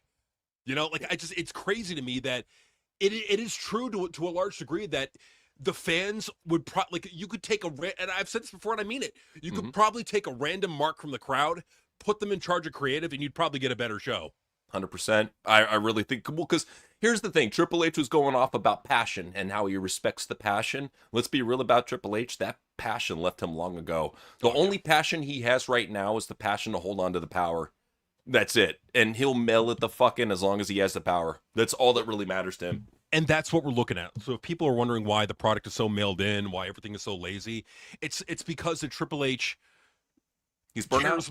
He's burnt out, but he cares more about keeping the power and being the face of the company than he does about the creative. He doesn't care about the creative. That's why what he's doing is he's just rubber stamping whatever garbage is sent his way. It's like, yeah, Danhausen in a diaper doing the Macarena. Yeah, okay, put it on Raw. Cool. Like that's all this is he's just a rubber stamp for his creative team. Like it is Triple H. Like he's ultimately to blame, but you also can't let the other people that are on that creative team off the hook. They're the ones bringing a lot of those stupid ideas. But to be fair, Triple H is signing off on all those stupid ideas. It all goes through Triple H. He's the ultimate nose filter at the end of the day. Keep that in mind. So Undertaker was talking about how he seriously considered leaving WWE for WCW. So Thank God you didn't. I know, right? So he was talking about on 6 Feet Under. He said we were going through such an incredibly difficult time. They were down there doing really cutting edge stuff, more mature, I guess, for no better term, mature storylines and stuff that was much more mainstream. And approach came from Nash. He was talking with Nash, and he's like, "Mark, you need to make the jump now. I think you can. This is the kind of money they're handing out. I think you can do very well down there." And Undertaker was like, shit, that's some money. But then he thought about it, and he thought about the fact that Eric Bischoff disrespected them back in the day and said he would never get over. And he was like, yeah, nah, I'll pass. So, well, and that's the thing right there. Is like, that Eric Bischoff wouldn't, if he ever brought him back, he wouldn't do anything with him. He wouldn't let Eric Bischoff would there be a ceiling that Undertaker would hit the wall. Like at least with the WWF, there was none of that bullshit. Vince saw money in the Undertaker, and thank God Undertaker was in WWF and not in WCW, because we may not have had the Dead Man. We may not have even had the awesome matches and feuds that we got from the Undertaker. Well, let me ask you a question. Maybe this is a Mandela effect in my mind, but do you remember an episode of Nitro where they had a limo pull up at the very end? They opened up the seat and there was black roses in the back seat. Do you remember that? Yes, I do. Yeah. And they never followed up. I think that might have been a teaser to try to bring over Undertaker, and they just never got the deal done. It could have been. It very well could have been. I mean, and that's the thing, is that there were people going over to WCW at the time, and like I said, thank God it didn't happen. This is one where it's it worked out for the better. And then that's the thing too. It's it's also a tale of just wait it out. It's like it doesn't, like, wrestling doesn't suck for it. Like, and that's the thing, man. It's like back in 1992, 1993, wrestling was fucking kiddie garbage. It was fucking awful. And if you had just given up on wrestling, you would have missed the Attitude Era, which would have came around in 97. So it's like, you just got to wait it out, man. And what I'm seeing now to at least gives me hope is that the fans are finally putting their foot down and they're saying, no, we're not going to support this shit. Yeah, well, you know what I mean? Thank God we're not getting segments like this or anything like this backstage. So, right. Natalia was talking about a story about giving a wrestling lesson while naked in the WWE locker room. WWE star Natalia appeared on a shot of Brandy with Brandy Rhodes. They're giving podcasts to everybody nowadays. So Brandy was like, when I was in the locker room with you back, that's so long ago. It's so scary that it was that long ago. Back in the day, you were always naked. Are you always naked? When she was naked, this is what she would do. I'm telling you, she would have her phone be totally naked, cross her legs like this, and stand there with her dick hanging out. Was I taking a selfie? No, you was reading something, but it was like you were messing with everybody. Just be like, my physique is so great. Look at the size of my wiener. You wish you had a dick like this. Wouldn't it be easier to just put on your underwear? Listen, I think the reason I was probably naked in the locker room is because if you're built in the front and have a big dick in the back, you may as well just let it all hang out. And Brandy said, I mean, that's what it seemed like. It literally seemed like you were messing with everybody. Like, hey, everybody, check out my big wang. And Natalia's like, poor Eve Torres. I was going over a match with her once, and I gave her a big mushroom stamp on the forehead. She didn't like it too much. That's what you get when you're in the locker room naked with Natalia. Like that is a pretty wild story. I mean, like, why is Natalia naked in the locker room, like just walking around, like who cares? Like, no, put your fucking underwear on. What are you doing? You sick freak, come on. Why are they allowing a dude to go walk around and smack other chicks in the head with his dick? Like, come on, man. Just because she identifies as a female, like, he identifies. Smack her with your dick. Smack her with your mushroom stamper. Mushroom stamper, goddamn. Like, just because I think, you know what? Like, I'm sure Vince had to have known. He was like, yeah. Natalia back in the day came across as a total Vince girl. All the stories I hear about her, I mean, we were telling the story about like how Vince had to go to Taco Bell at like 2:00 in the morning to fucking get burritos for a segment. I think he had some fun with Fartalia. I really do. I think that they got along really well. Could you imagine working the fucking drive-thru at that Taco Bell? I would think that it's a prank call at first, but then I would, smell the children's blood and adrenochrome as I opened up the window, and I'd be like, oh shit, that's Vince, damn it. I would hope they would fuck up the order just so Vince would do his own version of what the Cornet Dairy Queen incident. Oh my god, yes, that would be fucking amazing. Make those fucking burritos, you think I'm joking around, you fat bitch? Get my fucking bread right now. He'd be breathing fire in their faces. You fucking fat ugly bitch. You make me want to dick. You would see a giant flame come out of his mouth and torch the person in the drive-thru. Oh man, like that like they had like so. You gotta get this shit on camera when you get like Vince McMahon going through a drive-thru. Come on, like it should be a rule. You have to fuck up his order, and you have to get it on camera, and you have to like piss him off as much as you can. That's the way it's gotta be. But hey, we got some crazy road stories. We were talking about ICP earlier, so here's Violent J talking about the one time in WCW that Chris Benoit threatened him. We used to be wrestlers, in case you didn't know. We were in WCW, and there was a booth set up backstage. They told us report to the booth to do promos. So I'm standing out there with Shaggy and Vampiro, the guy we were wrestling with in WCW. The light was illuminated red. And Vampiro knocks on the door, bang, and it runs. And who opens the door? Bigfoot? Chris Benoit. Chris Benoit was like, he opened the door and he was like, what the fuck are you doing, clown? Dude, that is fucking terrifying. You don't see the goddamn red light! This man went on to kill his family, by the way. Every pore in my skin became a pussy hole. I was just... For everything I heard about Benoit, he was legit fucking terrifying back in the day. Oh yeah, no, he like I was hearing like stories of him. He was a total psycho. I mean, yeah. I mean, they I will say this much. I mean, the kind of the crime fits the person. Just saying. Yeah, it does. Yeah. It is time, though, for Punk is a Whining Crybaby, where we talk about one of the biggest crybabies in pro wrestling named CM Punk. So we'll start it out with him talking about heel heat. So he was saying that heel turn just wouldn't work for him. So this is why. While speaking to Radio WWE champion CM Punk explained why a heel turn in 2026 wouldn't work. The good guy, bad guy thing, I think it's decided by the audience. It's their perspective. I think I'm an incredible black hat that people love so much. It wouldn't work. I'd still get cheered. It would defeat the purpose. It's a real double-edged sword at this point. No, getting heel heat, it's not that fucking hard to do. And you could do it. You just don't want to. Well, that's what's so frustrating to me is even the main eventers, like the old timers that have been around WWE for a while that know what a clear-cut babyface and a heel are, they're too lazy. They're like, I'm just going to be gray now. Fuck you. And Triple H is cool with the two. He's like, they're all gray. It's all good. See, like who you like. I would have respected CM Punk a lot more if he said, yeah, I just want to protect my merch sales, asshole, okay? What is so wrong with that? So what? Punk deserves his cut of the pie.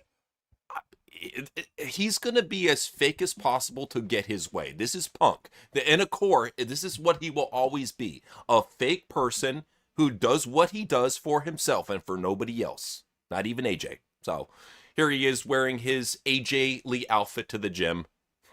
Here's what he had to say about it. CM Punk wore a full AJ Lee outfit to the gym. Legendary fit at a legendary gym. Yeah, look at me. Yeah. At fucking Roof Ducas's gym. Nobody gives a shit, motherfucker. Go back to mopping the mats, mop boy. Roof Ducas's. I hate that name, Duke Rufus. It's one of the goofiest names in fighting, I swear. I just call it Hank Fargo. Close enough. It's a fucking random name. So he had to profess his love for his wife. So here's what he had to say about her. The funniest, the smartest, the prettiest, the most down-to-earth. She's my best friend. She's my partner. She's my wife. She's my favorite wrestler. She's also a fucking whore that I cheat on all the time. That's and cut. Now what do you think of her, Punk? I think she's a fucking dirty whore. She fucking cheated on me with Jay Lethal. I cheat on her all the fucking time because she's a fucking skank. Yeah. That's the real right there. She was scared by the parasite in my eye. Well, and the parasite in your penis too. You know, he's got a lot of parasites, man. So, AJ was talking about getting paid, and she loves it. She loves the fact that now she's getting paid equally, just as much as her husband. So she's saying that she got a CM Punk contract. That's why she's probably already out of TKO. TKO saw that Triple H was paying her CM Punk money and probably fucking booted her out the door. Just saying. I don't blame them. I mean, like, what are you paying all that money for? What are you getting? Bad promos, botchy wrestling, no star power, bad merch sales, her doing book tours and not showing up for events. Like, that's what you're paid for. Totally worth it. I mean, like come on, like how can that, like, she's bringing all of that to the table. How can you not pay her? I mean, shit, that's a Punk contract in itself. So there you go. Punk, he had a lot of kissing to do on the house show circuit. So here's him with his good buddies, bed buddies, Cody and Danhausen.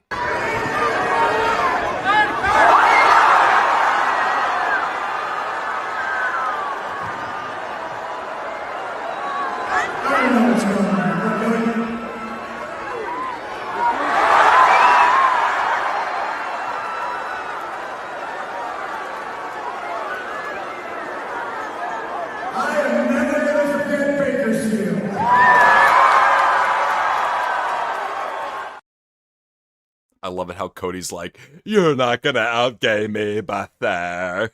It's like, oh, hell no, bitch. Get out of the way, Punk. Come here, Storkhouse it. Oh, yeah. Dan got the tongue on that one. So, oh, Jesus Christ, where's that tongue being? It smells like dog butt. A true man never tells. So, yeah, Cody, he's a weird dude. But yeah, Cody, he showed that one. Let's show you this one. This is Towelhausen.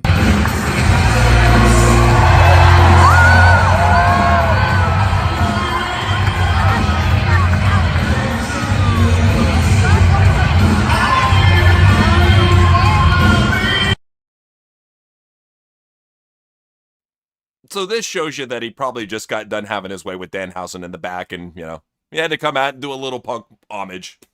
Well, they're definitely in love. There's no question about it. No question. Bathhausen right there, man. Yes, no question. Bathhausen is the perfect name for him right there. But Punk, he has let it be known that he doesn't want people talking to him, especially when he's working out, and that's why he brings his iPod with him. An iPod, but the reason I have an iPod is because I have stuff on here that I just can't transfer to anything else, and it's not available on Spotify or Apple Music or anything like that. If I didn't have this, a lot of the stuff would be lost to time. Headphones are obviously essential. If you see me in public and I have my headphones on, that's like a big do not talk to me sign. Do not disturb. It doesn't work. That's the only thing. I used to wear the obnoxious giant headphones because in my mind I thought this will deter people. This is a do not disturb sign for my person, and it just absolutely does not work, to the point where I've had people come and actually take the headphones off my ear. But these work great, and they fit in your pocket. If I have downtime, if I'm warming up, I will be listening to like some Doechii and some Chapel Roan. Gotta try to stay with the times. Keeps me young.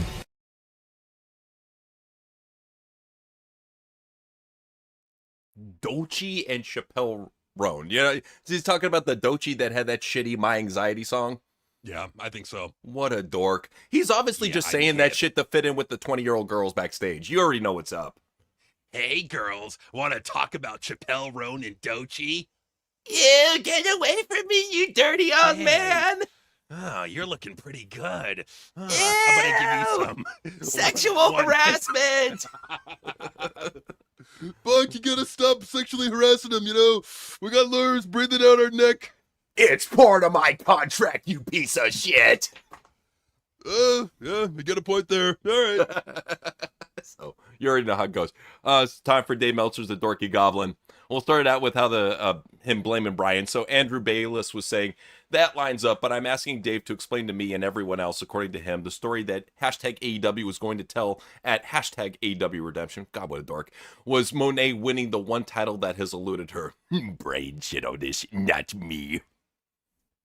What's up? Like, he really hates Brian. I think he's doing all he can to get Brian to like rage quit live on the radio. That's what it feels like. That'd be hilarious. Like, you know what, Dave? I've had it with this shit. I quit. Go ahead and quit, asshole. Go ahead. I do it all myself. It would just be him talking to like a blow-up doll version of himself. That's what I can see. Or a Kenny blow-up doll, more than likely.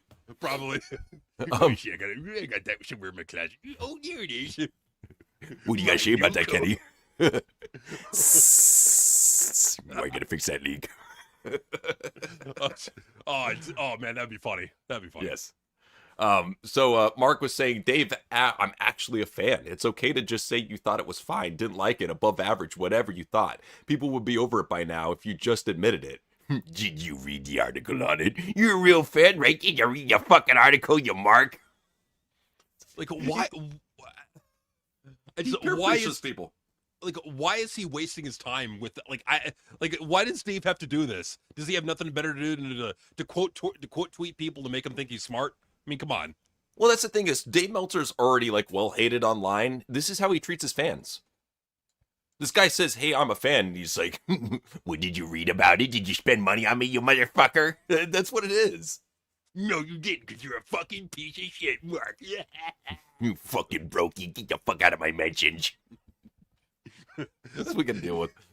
Dave, he's becoming more of a prima donna as he gets older. That he is.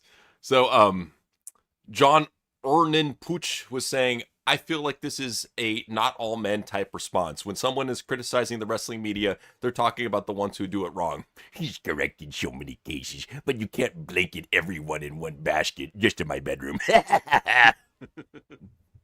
So, Dave. Oh, come on, Dave. Dave is gonna Dave. But Kenny the Sports Gamer said, I'm begging AEW to do a 4-match pay-per-view card. Oh, God. I am begging them. I really want to see something. I can't even fathom an idea so stupid. So honestly, like, I agree with Dave there. It's like these AEW pay-per-views go for like 4 hours, 5 hours. Do you really want 4 matches on a 5-hour show? Come on. Well, keep in mind, that would be pretty much imitating Triple H's style of the 5-match show. That's what Triple H is famous for. But why would you? Yeah, it's like, why would you want that? Like, why on earth would you think that's a good idea? Really long banger matches. That's what I'm thinking. Is they want an hour-long match for each fucking wrestling match. That's what I'm guessing. Fight forever. Let them have their bangers. You know. It's in real fighting. They knock each other out in like 2 minutes. What the fuck, dude? Right. I know that. They don't get it. No, they don't. So Unalive Birthday said, if you were Tony and don't know his plans for sure, would you consider keeping the belt on Kenny after All In for this one alone? Nope. So obviously he's got his eyes on other dudes. This is how quickly he moves on. You know, no butthole can fucking tame this guy at all.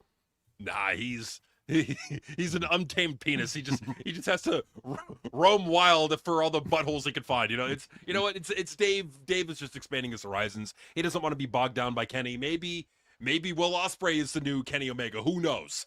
You never know. But he was explaining Grok math to all of us here. Ash, at Grok, are those affirmations accurate? He says, Ash Grok, if 4 + 4 = 8. Yeah, I'm so smart. I know 4 + 4 equals, okay? I'm a fucking genius. Okay, yeah, you're a genius, Dave, but you're fucking quote tuning people that don't matter. Like, you're just wasting your time. He might as well put like a what is it, a professor hat on or something. I like, or either that, like a graduate hat, and just make yourself like the new God, what was Lanny Poffo's gimmick? The genius. Make yourself the new genius. That's what you should be. Just saying. I'm seeing him in like a graduation cap with the fucking like the script that the genius had. Like, yes. Somebody's got like they have to make like a mock Dave Meltzer account with that. It's like Professor Dave Meltzer or Dave Marks like or that. Whatever. Yeah. Yeah. There you go. So Cruel Angel was saying, I updated everything over the weekend in a 50-50 split on the shared household and similar TBS HBO viewership. Shares put the last 12 weeks at 1.4 million. And Dave said, yes, Max is now in more homes than TNT or TBS by a little. And what makes you think that every single fucking person that has Max is watching AEW? Because why wouldn't they? I mean, it's such a fucking awesome show. I mean, come on. It's not. It's fucking boring wrestling for the most part. You get a good match every once, or good show every once in a while. For the most part, it's boring shit. Jeez. Right. Well, and what's the point of even bringing it up? We don't know how many people are watching AEW on HBO Max because that number is not publicly available. Like, how? Like, what's the point of even bringing it up? There is none, but that's Dave for you.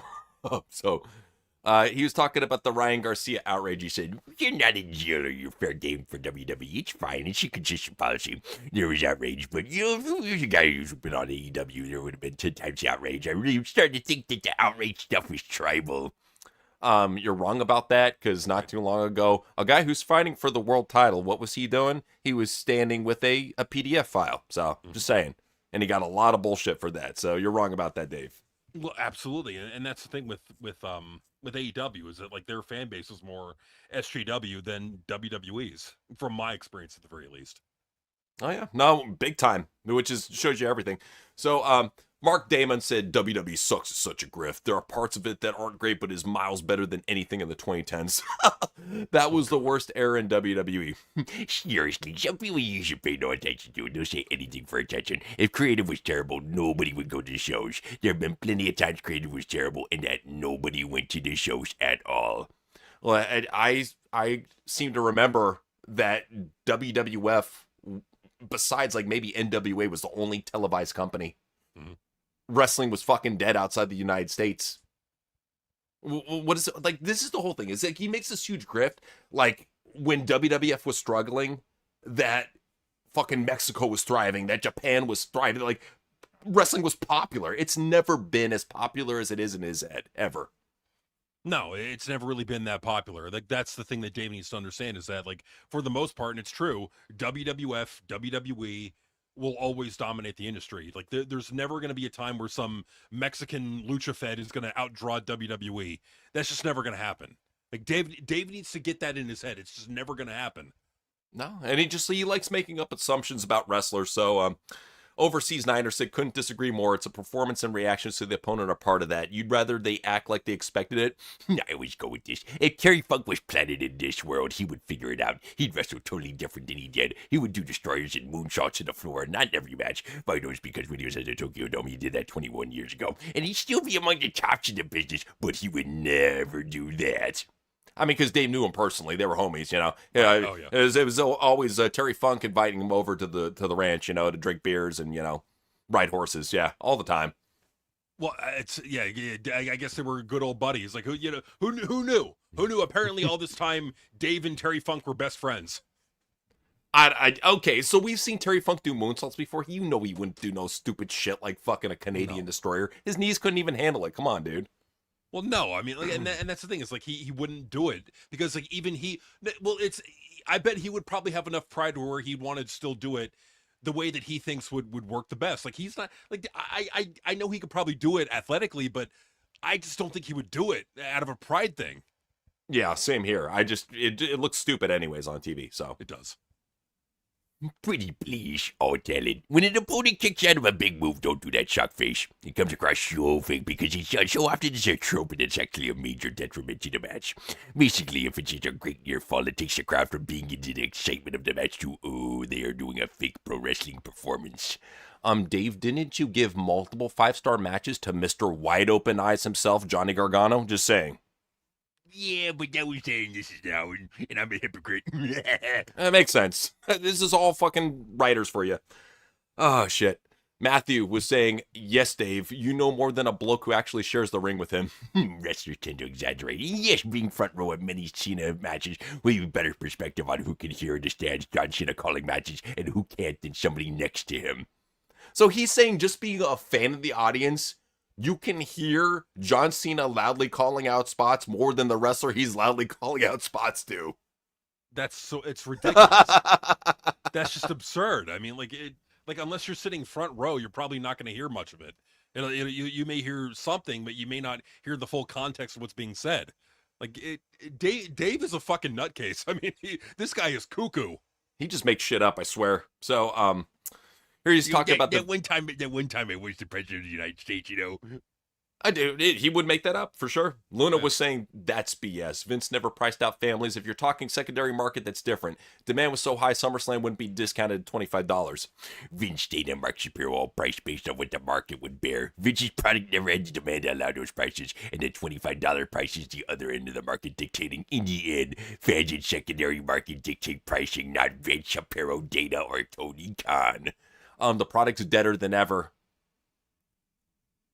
Right. I mean, and that's the thing. I mean, in the end, the fans do. Yeah, because if the creative is so terrible, like, and that's the thing. It's like if you want to say that Vince's creative is so terrible, well, what is this current regime? This is also terrible. So you well, that's the thing. Is like even Vince was packing stadiums during Attitude Era, and he doesn't even seem to give him any credit for that at all. No, that was all the talent. It's like, well, no, who was signing off on the creative decisions? Who was hiring the talents? Like, you got to give some credit to Vince McMahon and Vince Russo and Ed Ferrara. You got to give them credit. The talents were not writing the shows. Absolutely, but he doesn't do that. No. So, here's a blast from the past. Meltzer was on the best memories he has. Mine was my kids being born and getting awards, sex with people who shall not be left unnamed, and Fry versus Takayama. So, sex with people who will be left unnamed. Oh yeah, bruv, give it to me, bruv. More fucking cocaine and dicks. Cocaine and dicks. Oh, Dave, like he's admitting it without even having to say it. That's what I love about Dave Meltzer. He just says it, like, and you know what he's saying. Immediately, he lets it all hang out, and Brian is doing the same too. So Brian had a contradiction. This was awesome, and still sucked. So this is the grift that they go for: is that AEW, everything they do is amazing, and NXT is just complete dog shit. So they're definitely getting paid off by a certain side. That's for damn sure. Well, I mean, and look at the interest in each one. I know. It shows you right there. Like AEW has zero. Like it's dead. It is.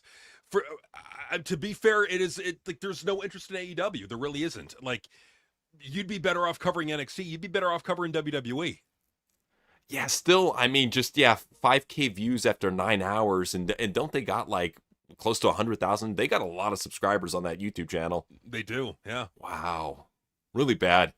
Well, it's time for Modern Wrestlers Are Marks, where we talk about the marks that run the industry. And we'll start out with Cody, who was talking about how he doesn't want Tom Brady getting involved in the storylines. So here's what he had to say.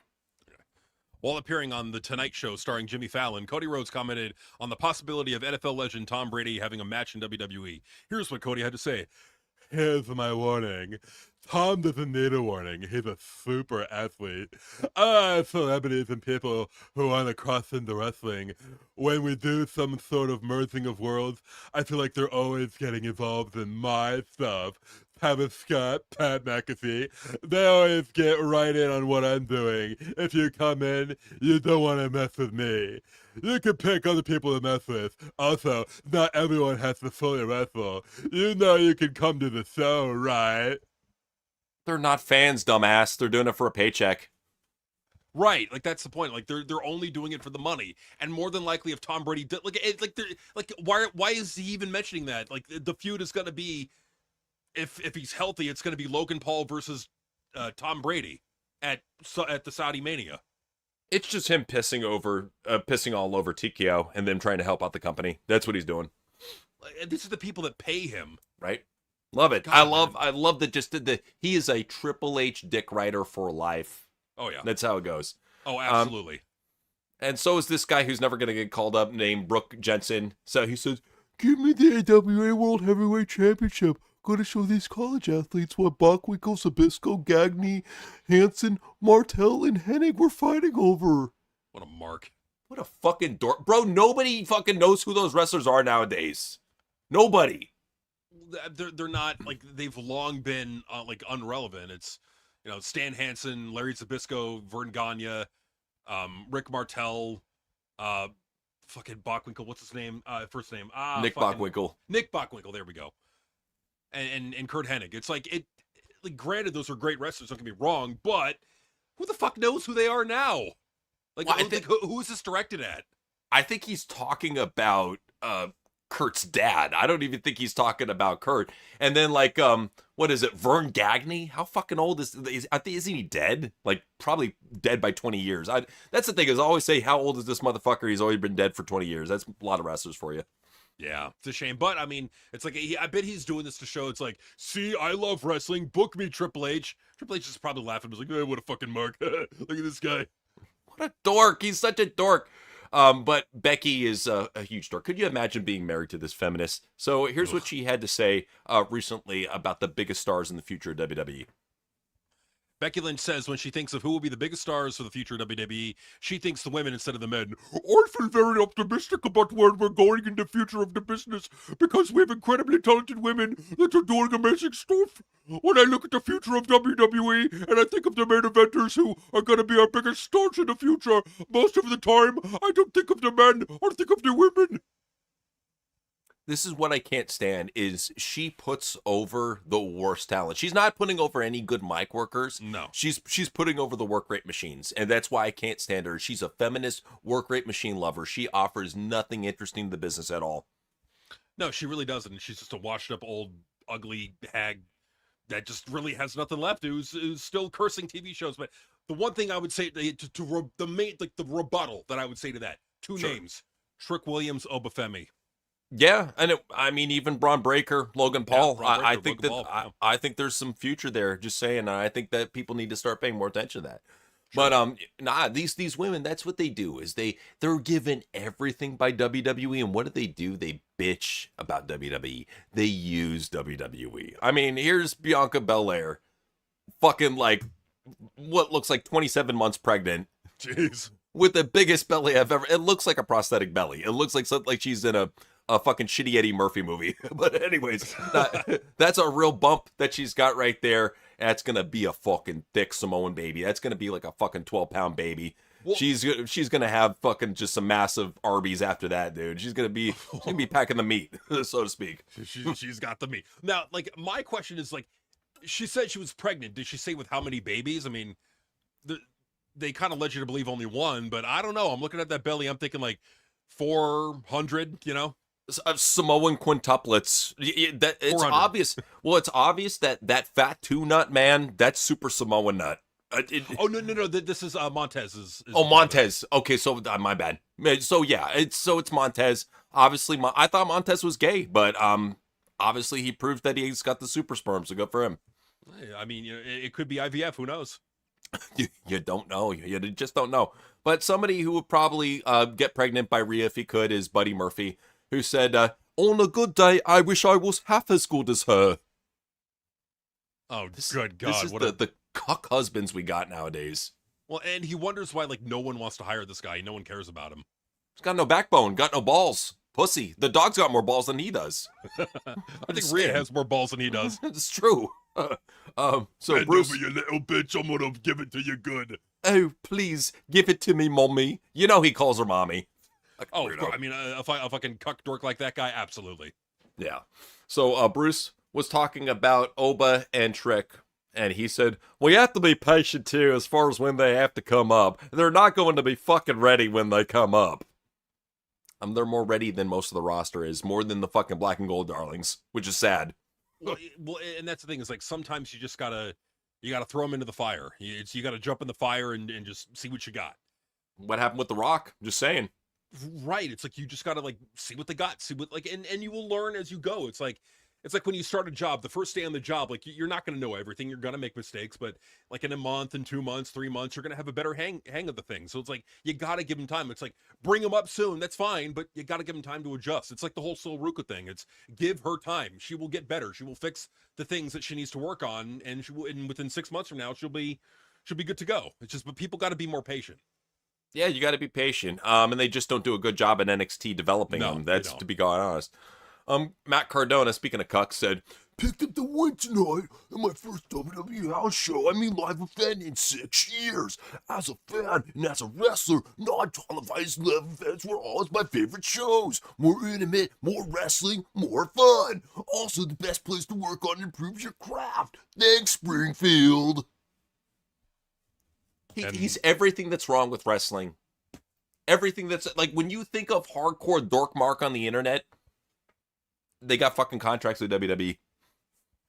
They're signed. To me, he's just pathetic. He's a pathetic fucking dork nerd mark who shoves action figures up his ass. That's what it all comes down to. He's got that, like, if you ever see on Real, like his action, like they're talking about, like they're bringing him in the house and like they show off the action figure collection. They've got like full cases blocking the window of like all his action figure. It's insane. Like this guy has like mental problems. And Chelsea's saying, "Well, I'd rather he buy action figures and cheat on me." Well, what the fuck? Like it's still a mental illness. He needs to work on it.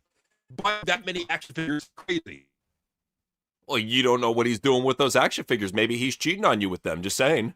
Could be, you know. Maybe he's got a romantic relationship with an actor. Who knows? Maybe he's in love with the 1985 Hasbro Hulk Hogan action figure. You don't know.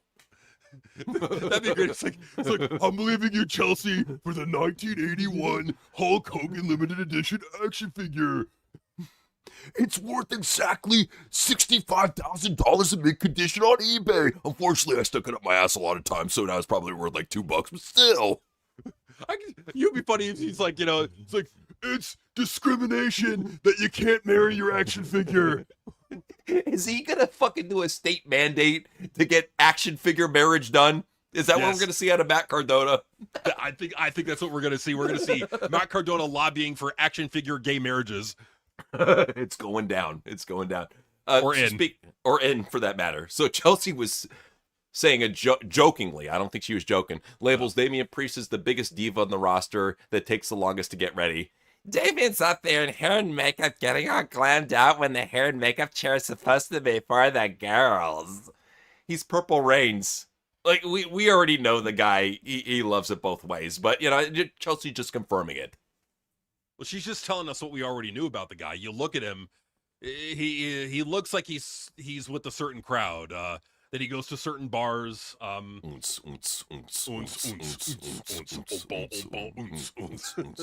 We heard the rumors back in the day about him and Matt Riddle being swinger buddies. That's all you need to hear. All you need to understand. You know what they're all about. Oh, yeah. You could tell. Definitely. So Triple H, maybe he's into that too. Especially if you've seen the picture of him hugging Io. So here he hails WWE's Io Sky as the best in the world. Well, you said it. Io Sky, on paper, best in the world, right? And the thing about Io is she's so lovable. You just want to hug her, right? You just want to give her a fuck hug, you know? As my kids would say, she's so wholesome. And I think that's the truth. Fans love her demeanor, love her approach to in-ring, and she's so damn good in the sheets. Because what's more awesome than dry humping one of my talent live on camera? Very awesome. I can't believe he did that. I can't believe he literally gave her a fuck hug on camera. A fucking beat dick to fucking tiny Asian puss. That's what you saw. You know, I mean, at least I don't gotta worry about my small little wiener when I'm doing her, you know? That's what it is. Guys with tiny dicks love Asian chicks for that. Well, you know, not all of them. Asian chicks are hot, but I'm thinking that's what it is with him. He's like, hey, she's a petite woman. There you go. It fits. It fits. It's still a little loose, but it fits. Better than with Stephanie. Oh, but speaking of Stephanie, Triple H said, this is what he had to say about Obafemi. Obafemi is the most legitimate bad motherfucker that has walked through the door in a while. Is he talking about his bedroom door? He's also a white fucker too, that son of a bitch. Oh, wow. So I guess he finally found out that not only is Sol Ruka black, but she's dating a black man, and this is what he had to say. So Ruka reveals what Triple H told her after losing the women's IC title. So is this her saying it, I think? Oh, yeah, my bad. Triple H came up to me, and after the match, it was like, this is what Triple H said. Hey, this isn't because you're doing anything wrong, but you just gotta be a babyface and keep going. And we'll see what the next thing is. You know, the next thing is probably catering, then you'll be off TV for about 6 months. Sorry. Yep, I was thinking about sending you back to NXT, but I could use a jobber on the main roster, so there you go. Yeah, admit if you're lucky, you know, we'll send you out there to a job on main event, you know? If she gets lucky, she'll be in the Jordan Grace fan club, so we'll see what happens. So let's go over to Danhausen. He was promoting this huge match with Danhausen. For all the human monies, Danhausen versus Dominic Mysterio is official. Nobody wants to see that shit. Dude, not even JD. JD was dumping on it. We'll show you later.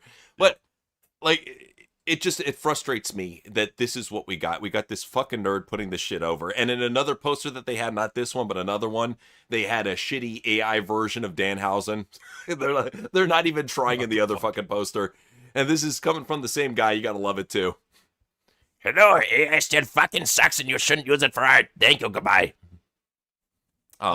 He's one of those fucking libtard. Oh god. Yeah. He is the opposite of TWRP. Everything that we think, he thinks the exact opposite. Which this is why he's our eternal enemy. He has to be. Triple H is a great booker. I mean, he's shoving me up your ass and down your throat. That's all you got to do. That's the problem, buddy. That's the problem. Danhausen he's a handful. But you know what? I love it when these indie wrestlers, when they speak their mind and don't give a fuck about who they're fighting. This seems like some real shit. So House of Glory was saying that World Championship match, we got, Charles Mason versus Eddie Kingston. And Charles Mason said, don't pull out a day before the show this time, you fat motherfucker. You're signed now, big contract and all, try and be professional. I have to tell you, this guy, Charles Mason, he's growing on me. He's got potential for sure. Yeah, we'll see what goes on with them in that match and if they really fight each other for real after saying some shit like that. But somebody who thinks she's a fighter though is Natty. Low-key gatekeeper. And she's flashing her grill that says legend. What are you trying to be, a gangster rapper? What the fuck is this shit? This gimmick is so stupid. It's not over. Like, no one likes it. You might as well go back to Natty Night Fart. I mean, at least that's something to talk about. What's to talk about here? I'm a fucking fake MMA badass, yeah. No, you're not. You're a fucking ugly bitch in a stupid outfit. What are you doing? Well, that's the thing is if she actually did MMA, I could give her credit. I think she could. I think she's tough enough to. It's not like she has a lot to lose there with the face, just saying. But I think that she's got the face for MMA. She should go for it, give it a try, and then come back and do the gimmick. Otherwise, she just comes off as almost like a Shayna Baszler cosplayer. Right. Just saying. That's what this really is that this is just a rip-off Shayna Baszler gimmick. It sucks. I don't like it. Yeah, you don't need it. It's dumb. Another thing you don't need is you don't need Mick Foley in AEW doing this. Like a dog. Bow wow. Bow wow.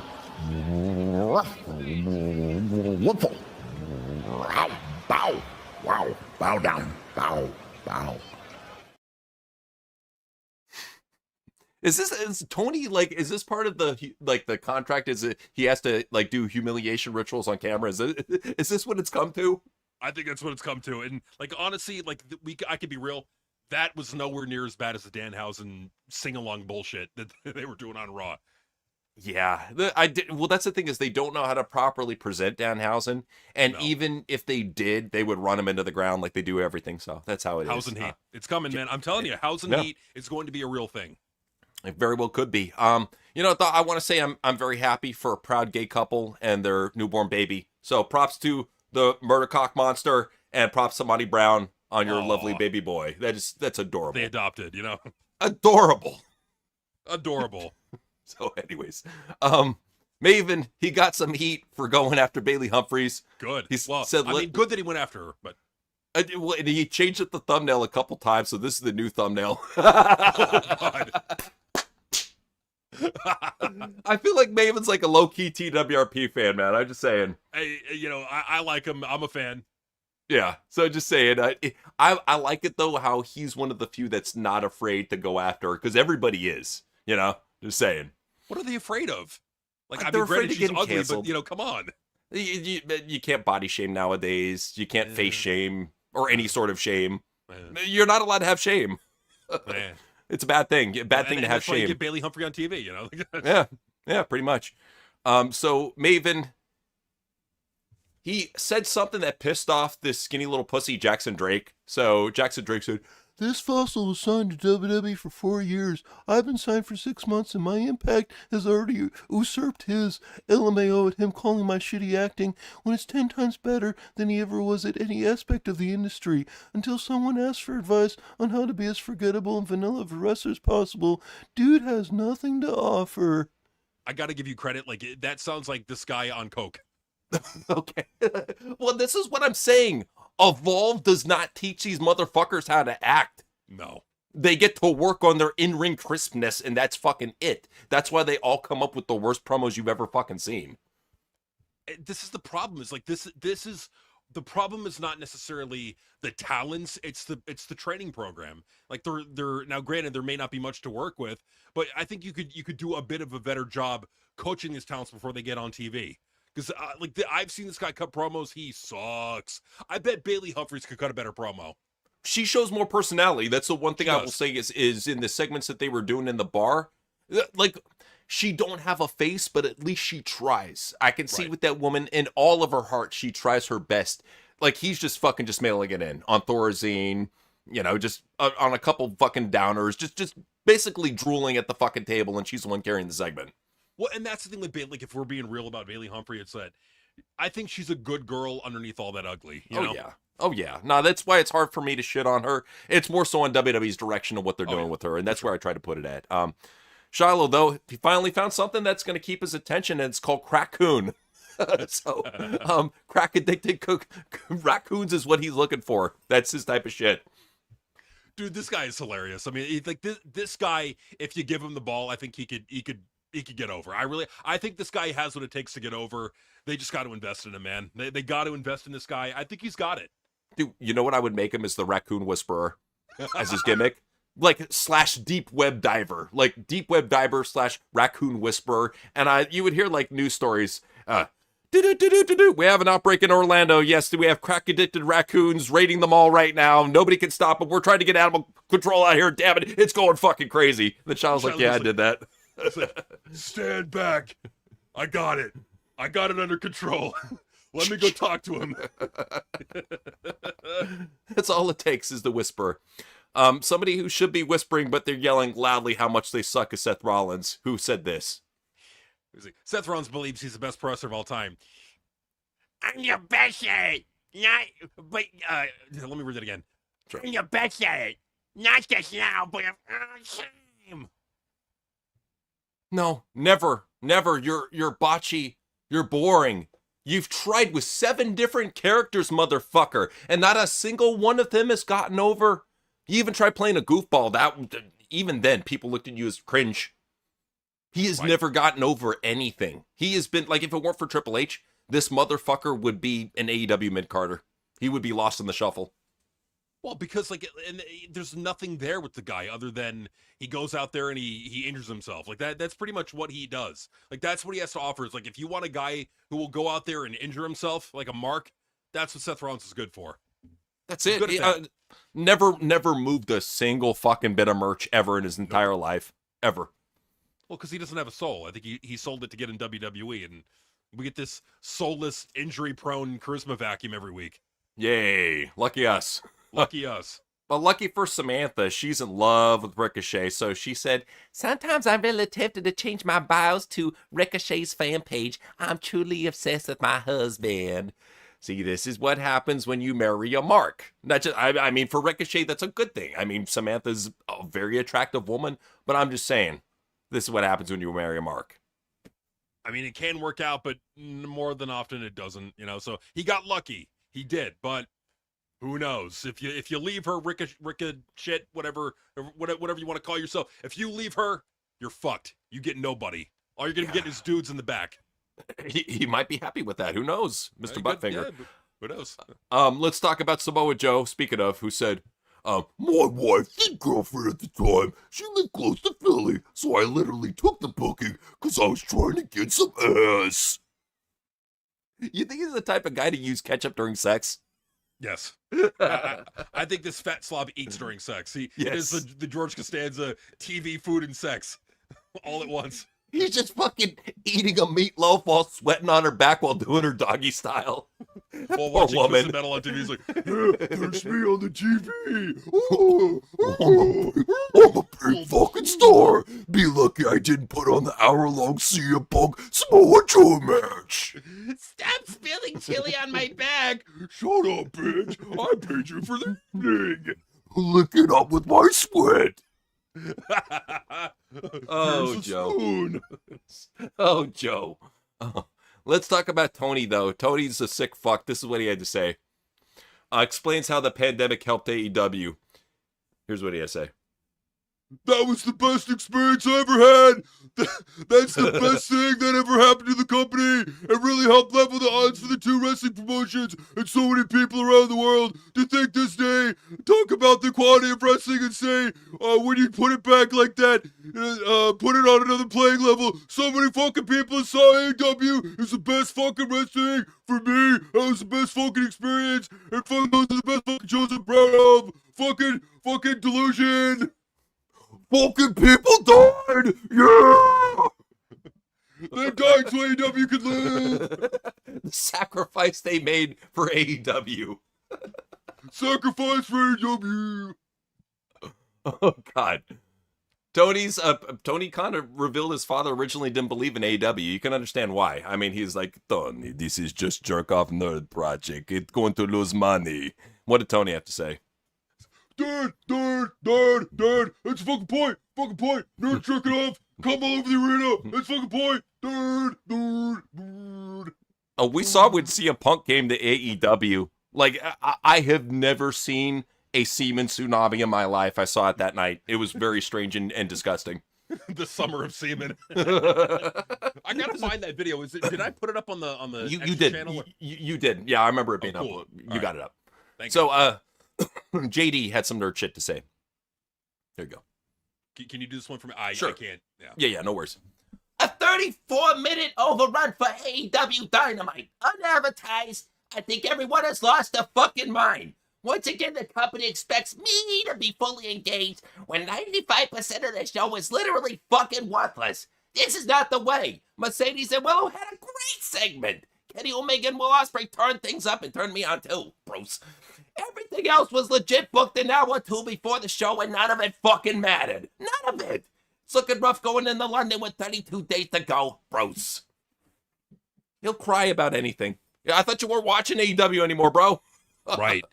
He just needs something to scream about. He's just a lonely old guy that screams about wrestling. Like, come on, buddy. It's like you gotta find another way. Life cannot be screaming at wrestling every day on YouTube. Like, you gotta find more to life.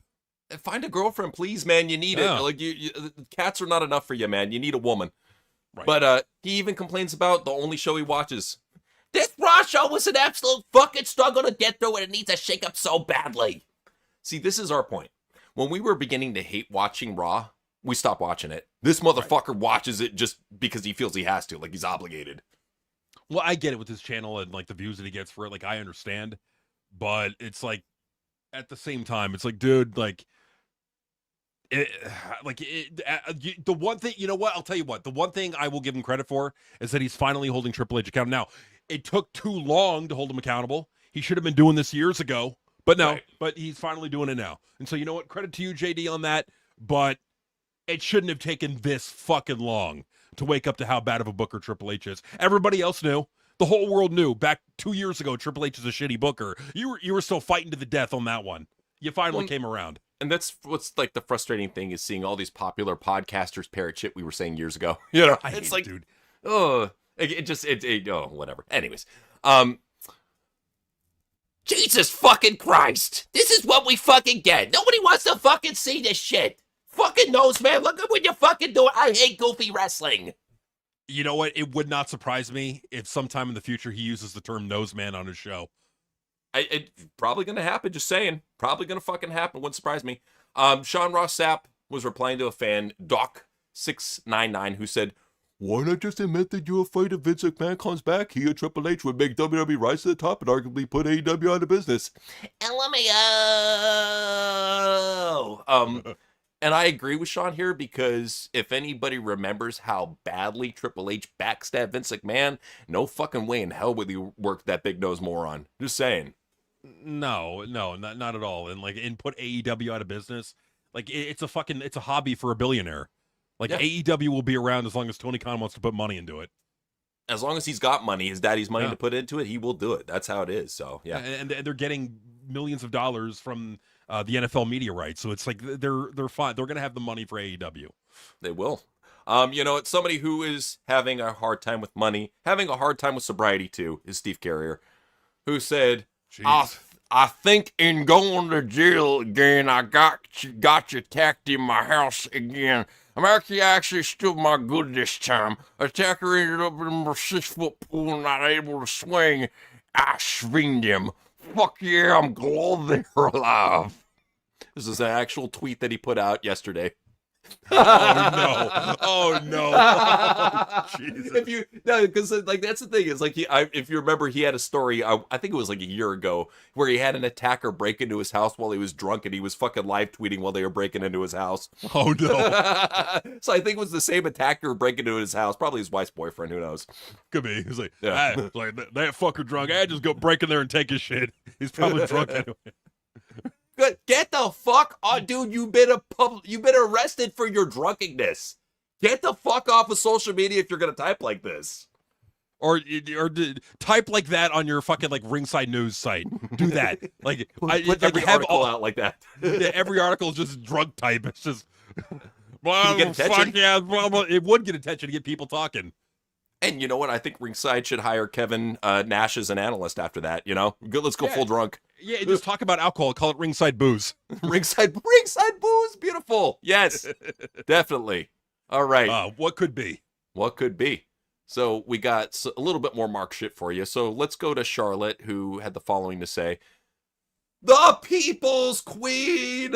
No. And it's amazing too. Like Charlotte, when you go and look at her, back in 2019, you have a decent amount of alcohol in you. You might, nowadays, maybe. No, not even close. She looks like one of those like gay dudes that like wants to cosplay as Cher. That's what she looks like now. She definitely looks like a Cher cosplayer. Definitely looks like she's packing a dick. Definitely looks like she does porn with Triple H on the side on the dark web. Just saying. It's a woman with a hard dick is a good find. He's known a couple of them. Just saying.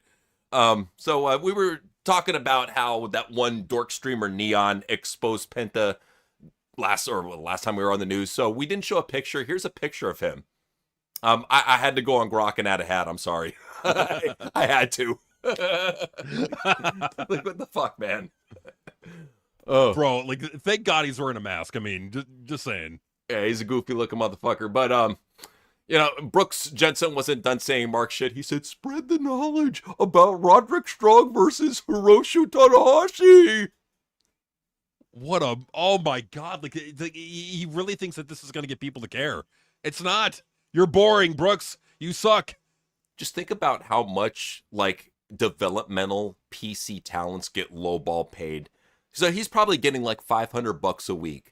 And out of that $500, he probably went and got this stupid fucking huge banner made. It's a giant banner. It's like fucking 8 feet tall. Got an 8 feet tall banner made to put the shit up in the PC. They're just gonna throw it in the trash the next day, dude. What's the point? What's the point? Yeah, just go ahead and throw that in the trash and get it out of here. Like, what's the point? Then you have like Brooks is like, yeah, everybody check out my oh, too bad. Triple H was talking about Cena's massive success.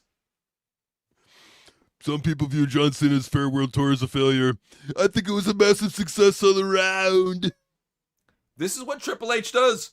Yeah, I took a shit in the middle of the floor. It's beautiful. Best shit you've ever seen on the floor. Top level. You can smell it through the camera, you know? Triple H for you. But you know, it's sad how much he has his talent brainwashed. We don't get me wrong, we really like Braun Breaker, still respect them, but yeah, look at what he had to say. Oh no, Braun Breaker to Triple H, and this is on Unreal. I'll wrestle with a broken freaking neck for you. Why, Braun? Why, bro? And on Unreal, so everybody can see how much of an ass kisser you are. Oh my God, that's what Triple H has done. He's made them all a bunch of fucking soft, sensitive ass kissers backstage. Cucked him out. He's cucking out all his talent, dude. Oh no, I hate to see this, man. I really do. Disappointing. Yeah, it is, because like you can't be doing this. Come on. Nah, very, very disappointing, man. You know, it's not disappointing. I will say this much as we got coming out for you guys. What is it? I think tomorrow. Yeah, tomorrow on the main channel. We got 10 good things in pro wrestling. We had to find the positive. We found the positive, and we're going to be bringing that to you Saturday at noon on the main channel. And then Sunday on Patreon at noon, right before we go live, we're dropping top 10 sucks on Neo Sky. So you're going to hear our anger come out. And yeah, it was well needed. She sucks. My nose will keep you safe from the rain. Just hide under my nose. It's like an awning. It's a built-in umbrella, you know. You can't go wrong. So we got that coming to you real soon. So now it's time for the ratings rundown. So I got a lot of ratings, man. So we'll start out with Raw. You want to go, I'm guessing Raw, SmackDown, NXT, Dynamite, Collision, then TNA, right? Is that cool? Sounds good. Cool. Start out with Raw, July 13th. 2.4 global million. 2.4 million global. This is for like SummerSlam. This is for the build to SummerSlam. This is the ratings that they get in the fall. Like, this is the ratings that we're getting like back last year in September when there was like nothing going on. This is awful, dude. This is like right before SummerSlam. Let's remind you, right before their second biggest pay-per-view of the year, they are getting barely over 2 million. It's for their biggest show on Netflix internationally. That's the great thing, internationally, not domestically. Like, this is like WWE. It's the popularity. It's like Eric Bischoff would say, oh, no, it's the economy. No, it's not the fucking economy. It's the horrible creative. It's the reason why people don't want to look. Because even if the tickets were affordable, you got to look at it like, okay, I got to then book a flight, get a hotel, find things to do. Like, you're planning you're like a couple of days out there to go and do SummerSlam in Minnesota or really anywhere. And if the creative sucks, you're not going to want to go. And so that's what's going on here. And not only that, but Minnesota is not a vacation spot. No, it's really not. Like with New York, I can't, like East Rutherford, it's close to New York. I get it. Yeah. Yeah, man. It's like if you're gonna be doing these 2-day events, you're going for tourism, really. Like you're going to experience what's going on there, and then you leave. And like I get the site fee and all that, but it's like this is like that's also hurting it too. But I think it's mostly creative. Yeah, no, for sure. I think that creative's the biggest detriment right there. Because like if they had just based this around Brock's retirement, that could have got people coming out from all over the country. Brock's last match, you'll never see him again. The last time you'll ever see Brock in the ring.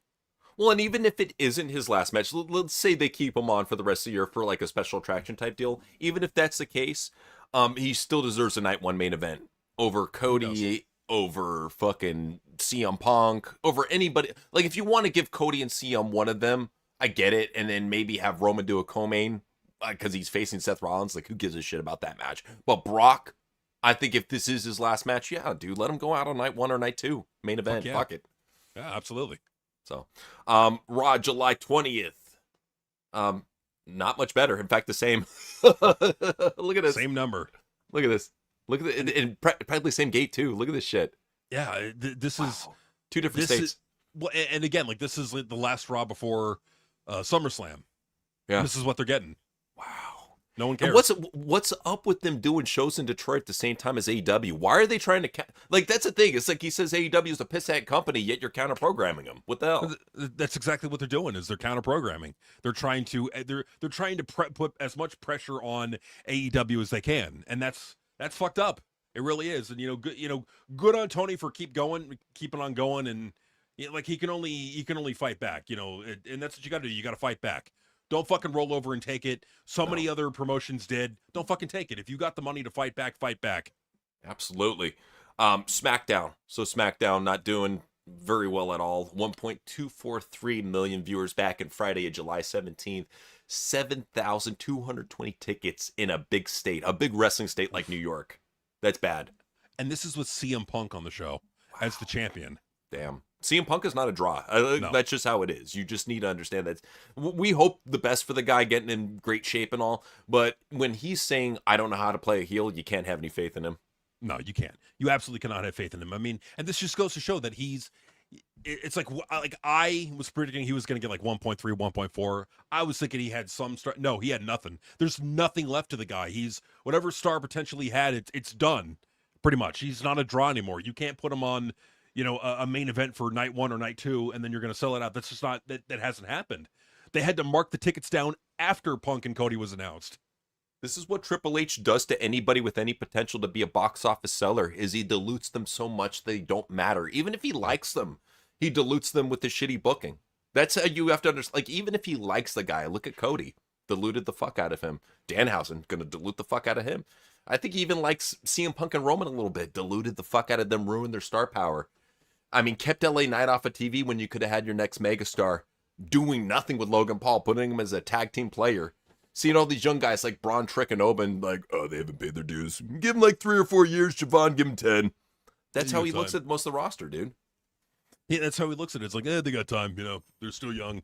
Well, the problem is that, like, while you may think you have time with them now, here's the problem. That company is being floated by old veteran talents that are only getting older. So, like, you don't have as much time as you think, because Cena's gone, Cena's retired, Brock is about to retire. You're pretty much only going to have CM Punk, Roman, and Cody Rhodes, and really none of them are names that you could put on a card and sell it out. Like, none of them even really move the needle for viewership. I think it's all on Triple H, man. He's ruined every big draw, even Brock, man. John Cena, every big draw. And then here they are in Oakland. So they go from New York to Oakland, which are...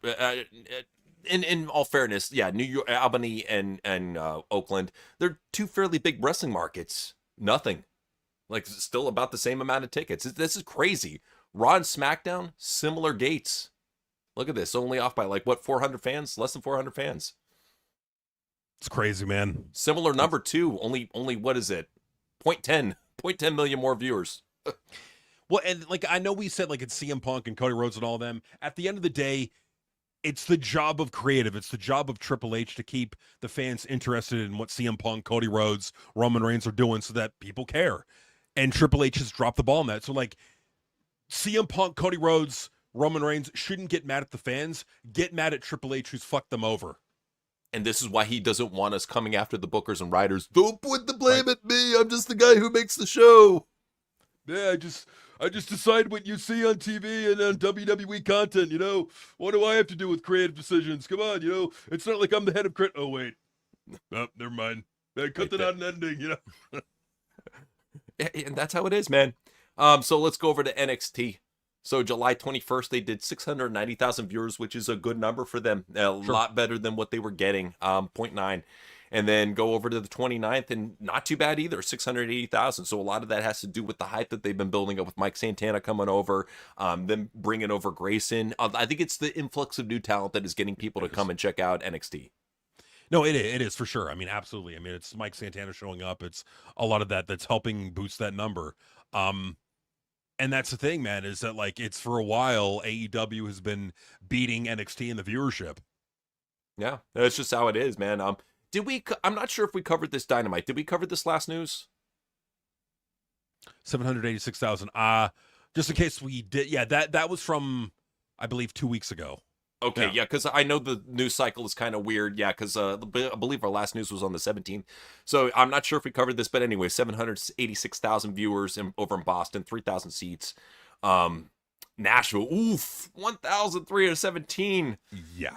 Damn, wrestling is dead in the South. They moved the fuck on to NASCAR. They don't care about wrestling no more. I don't blame them. Yeah.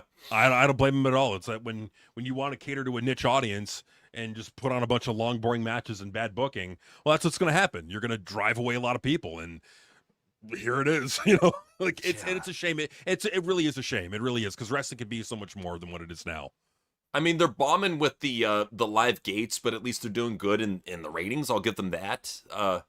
But they did have a drop in Detroit, back down to the 600s. Here they were riding high with the 700s. They go to Detroit. Go figure, the Masonic Hall, drop back down. Well, yeah, and we were saying that the number was going to drop. It was going to go right back down to the 600s, and sure enough, here it is. It's like they'll get this bump when fans are frustrated with WWE looking for an alternative. They'll get this bump, and then because they do nothing with it, they just go away. Yeah, that's how it works. That's how Tony is. With Collision, we got July 18th, 399,000 viewers. They could have done better. It's a fair number. Next number, July 25th for Collision, 427,000 viewers. So it's a slight pickup, but even then, it's like Collision's not getting anywhere close to the 500Ks they were getting, and I don't think they are going to be getting them for a while. No, I don't think they're. Yeah, I don't think they're going to be getting close. Yeah, this is the problem, man. Is that like there's really no reason to tune in to Collision, but like the thing about it is that it's not, the Collision rating is not far off from the Dynamite rating. It's true. It's getting to be a close race. Yeah. But TNA, we finally got some TNA ratings for you. It's been a little bit, but first off, we got 286,000 viewers. This was on July 16th. Yep. I'm happy for them. I more than anything, I don't want to say LOL TNA. I want to be happy for this company. I want them trying their best, and I want them at least giving an alternative to the fans. And I think they're in a very underrated spot, especially with the deal with AMC. You know how fucking rare it is for a wrestling promotion to have a streaming network deal nowadays? Be grateful and make the most out of it. Don't be some Mark shit. Don't be some Mark shit. And if you need to make improvements to the production team, do it. I will say this definitively. I watched the last Impact and the last JCW. Sure. So I'm caught up with both companies. I will say this definitively. JCW has better production and more things going on in their shows than TNA does. Now, TNA, I get what they're doing from a storyline point, and I agree with a lot of what TNA's doing, but in this past episode, man, when they went live, camera issues, audio issues out the ass, a lot of goof shit. Santino came back and he called the Hardy Boys the Hard Boys. Oh God! It's like this is the problem with TNA. It's like whenever they get on a good streak, they always fuck it up. Do you think that Carlos Silva is cleaning the cameras with his piss, and that's why it's fucking up and having the yellow piss filter? Okay, that's what I figured, that Carlos Silva was just pissing all over the cameras, and that's why they're having these like technical malfunctions in the yellow piss filter. So makes sense. Well, what I'm thinking they're doing is I think they train the people on their camera crew of like, okay, if before you work on the cameras and on the lighting, you got to wear those yellow night driving glasses, and you got to wear earplugs. Make sure that you have like no awareness of how the show should look on TV. Is TNA a shooting range now? I'm confused. What's going on here? Yeah, we got to save money. We got to shoot the wrestlers. It sucks, but you got to do what you got to do to cut down on costs. Hey, make your money when you can. So they're not getting fired or released. They're getting shot off. Okay, I get it. No, they are getting fired. We're opening a fire on them. Firing range. Okay, I get it. So one more number for TNA. We have a July 23rd number of 307,000 viewers, 307,000K. Good for them. I'm proud of you guys. 307K. Good. This is for the episode last week. This was the one where it had the righteous deletion match where they did like a reincarnation. That's why they did all that. That match, that segment was entertaining, but it went on way too fucking long. They could have cut 5 minutes out of that thing and it would have been a lot better. Yeah, and that's editing is also a big feature, a big problem of pro wrestling nowadays. They don't know when to cut the fat. So no. You know what, Thurston, he hooked it up, man. He had a lot of different cool graphics up, I guess, for the middle of the year. First is the performance of Netflix's Unreal, season 1 compared to 2. And you know 3 is a major fucking oof. I don't even think they're getting... God. I think they're getting barely over $1 million for season 3, if that. Well, I mean, look at how much they've lost, over 2.1 million. Yeah, well, because, I mean, people saw that it was a stupid show, and they saw that it didn't show anything real, and they saw that all it really did is show that all the wrestlers were fake hugging each other backstage. What people want to see is juicy drama, and they won't put that on camera. Well, that's the problem. Like, this is why you don't want Triple H overseeing that, because if Triple H is overseeing it, he's going to want you to cut out all the juicy, entertaining things that could be things worth talking about, but it could make the company look bad. And so, like I get what Triple H is doing, but at the same time, it's like you're fucking up the whole thing of the show. Like Unreal, I think you're right. I think season 3 will be the absolute least watched season so far. I think that it will, if it gets 1 million, it will be barely over 1 million, like 1.2, 1.3 million. I'm gonna go farther as saying I think it's gonna be the last season of Unreal that we see because there's not enough demand for it. It very well could be. Like, Netflix could cancel it and say, you know what? Not enough demand for it. Sorry. Just saying. But here's a chart showing the Netflix global PLEs and how they've done over time compared to 2025. So as you can see, literally down in every single category. Rumble was the one that they had an increase of what is it, of 0.1 million. So barely anything. But then after that, you look at Elimination Chamber equal to 2025. WrestleMania, they had a slight bump, and then a lot of that has to do with the 2-night feature, and that's why they got the bump. But then you look at Backlash, you look at, what is it, Night of Champions, not good. Like, you should have increases, not decreases or staying even, you know? Well, the one thing I could see is like a pushback to this as well, right around the time of late 2025, early 2026, they went over onto ESPN, and that could be the reason why the numbers are down, and that could be true. I'm not discounting that. But from what I've heard about the numbers on ESPN, they are nothing to write home about. Nope, they're hiding them. They don't want you to see how pitiful they are. But let's go ahead and look at the total SmackDown viewership. So this is the viewership and how it's gone down from 2024. Look at this. Wow. Oh my! Look at the gray line. Like that's the gray line. Not that's the blue, the USA. not the blue, not the pink. Yeah, the gray line is USA, right? Okay. And on Fox before that, yeah. So they started out with the Fox bump, moved over to USA, and as you can see, it was a straight drop down. But even at its lowest on USA, it was never as low as it is on Netflix. Yeah. No, absolutely. Like, this is the thing. It's like what it's showing you in, so the blue line is 2026. So look at how low those lines have gotten. Like, look at how much lower it is than the pink line from 2025. Jeez, so bad. Seriously. Yeah, it's awful. Like, this, it's not just, like, that's the thing. It's not our opinion. That numbers, facts. The numbers back it up, and that's why we bring it up. Is that, like, we're looking for proof to like, because it's one thing if it's somebody's opinion, it's another thing if it's like backed up by the facts. That's why we love these graphics that Brandon puts out. He does a great job on these. I got some more though. Here's another one. Estimated tickets distributed, averages by year, quarter. Look at this shit. Look at SmackDown. Oh my God. Woo. Nobody cares about Raw. They had an increase back in the fourth quarter 2025. Ever since then, continual drops with a plus 2% point increase in quarter 3 of 2026. Well, it's a plus. I mean, because, like, notice the 2 quarters before. It's like down 11%, down 5%, up 2%. It's like it's down 16%, but it's up 2%. It's like from where it was. Like, that's not necessarily a good thing. Well, that's the thing, is they're still in the negative. Right. They're not in the positive on that. So no, they're not. Good. So yeah, SmackDown at this point, especially after seeing this, SmackDown continually fails, and it will drop even more. It's going to get to the point that they're going to be competitive with Collision by the end of the year. Well, I really feel that. Well, quarter 2, like, to me, quarter 2 of 2026 for Raw is eye-opening, because that's the WrestleMania quarter. Yeah. And it's down 5%. Yeah, and I mean, here's the thing: is Dynamite is like you were saying earlier. People will tune into Dynamite when WWE's shit in the bed. That's exactly what happened here. It's shown the proof of the numbers. Right. It was right during WrestleMania season that Dynamite began to pick back up because WrestleMania season was god awful, and then this past season has been especially fucking awful. And Dynamite seeing their biggest growth in ticket sales. Yeah, and I know most people don't care about the numbers, but this is so fucking important because this is direct proof that WWE is failing, and it's not just our words and us being Triple H haters, you know? Here's another one. This is why we have to show you this shit. Year-by-year quarterly change of the 18 to 49 rating averages by year of quarter. They are losing the youth. The youth don't want to watch this shit anymore. No. Down demos in every fucking category. Look at this shit. Collision, Dynamite, NXT, SmackDown, all down. And you better believe Raw's a part of that too.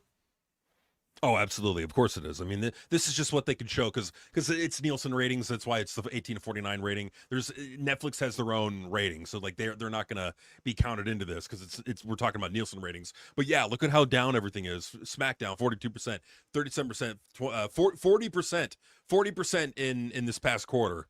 For ratings for SmackDown. That's pathetic. This shit is not cool with the kids. They don't like it.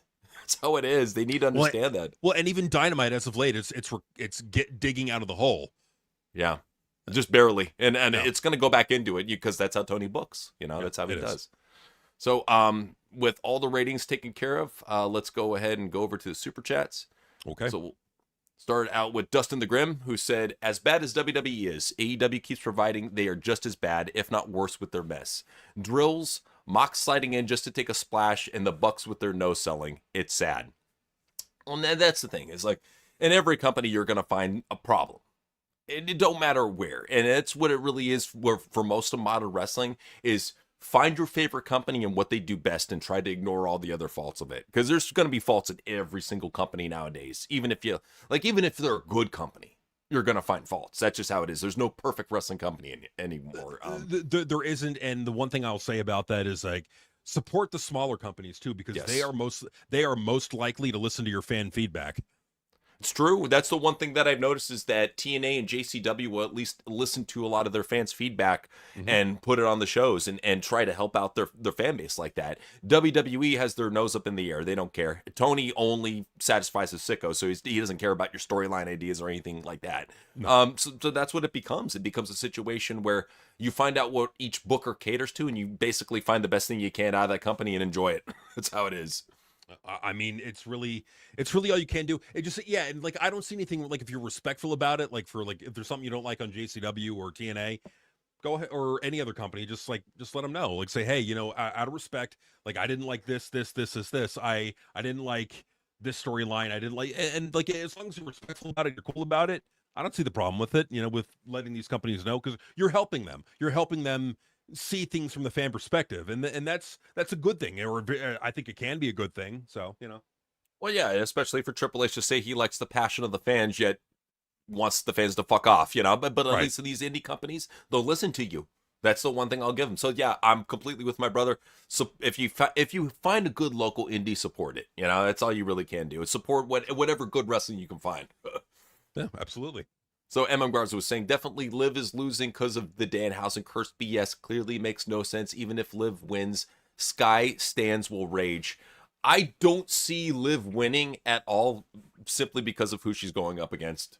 EO, yeah. I mean, Triple H's darling. Liv is going to be losing that title, unfortunately. But man, I mean, hey, at least Raquel Rodriguez, she got that the women's Intercontinental title, so. And they finally gave her something. I'm happy about that. But yeah, that's the shitty thing is that you can already see where it's going to go. Anybody that faces Io Sky, they're going to lose. You already know that. You can put money on Io. She's always going to beat everybody. Even if your favorite wrestler, she will beat them. That's how it is. Oh, guaranteed. And Rhea too, Yep. And Charlotte. Mm-hmm. Mike Souza was saying, no lie, I forgot SummerSlam was this weekend. That's how dead the hype is, and everyone I know doesn't even talk about it anymore. And that's how it really is, too, with the news, man. It starts out, like, usually, like, I'll compile the news, like, 400 pieces. It was, like, 600 because we took a week off, and I just compile through all the shit, because there's just these dirt sheets talk about nothing, dude. Cutting it down on the editing floor. That's what it is every single fucking week. So much shit out there that these dirt sheets report on just to report on something. Well, like the like Seth Rollins ate an ice cream sandwich today. It's like that's not news.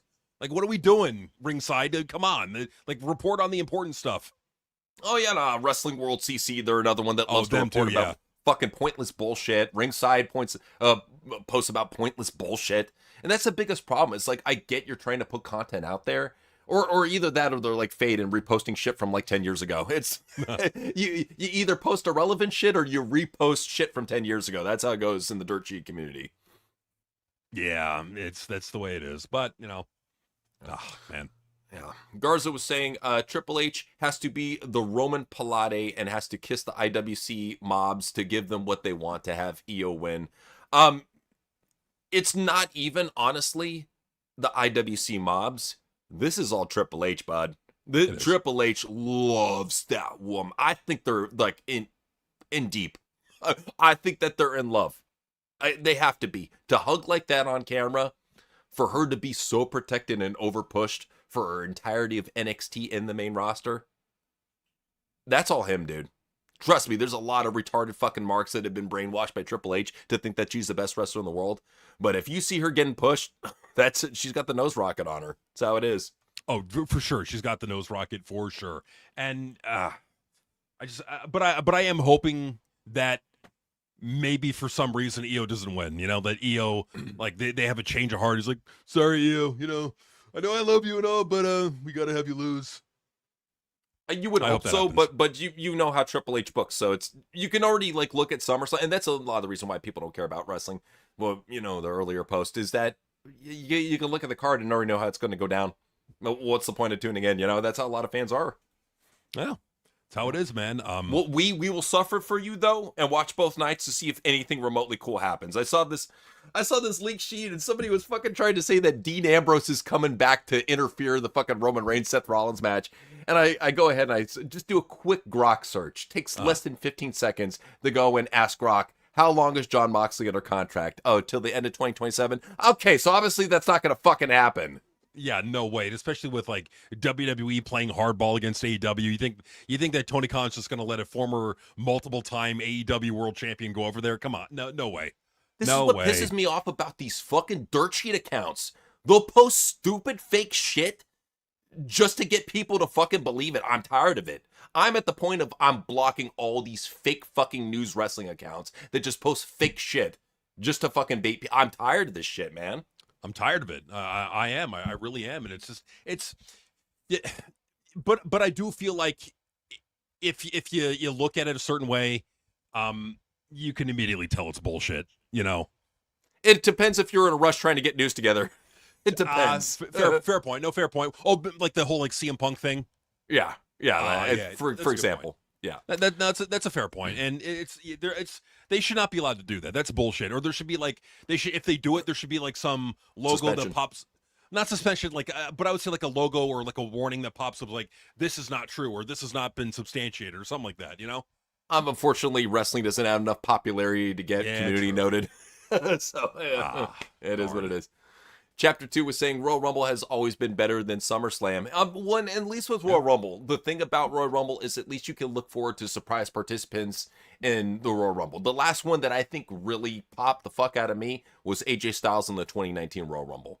When that happened, I was like, whoa. That was the last real cool Royal Rumble entrance. But no, like people look forward to it because you get to see old wrestlers come back.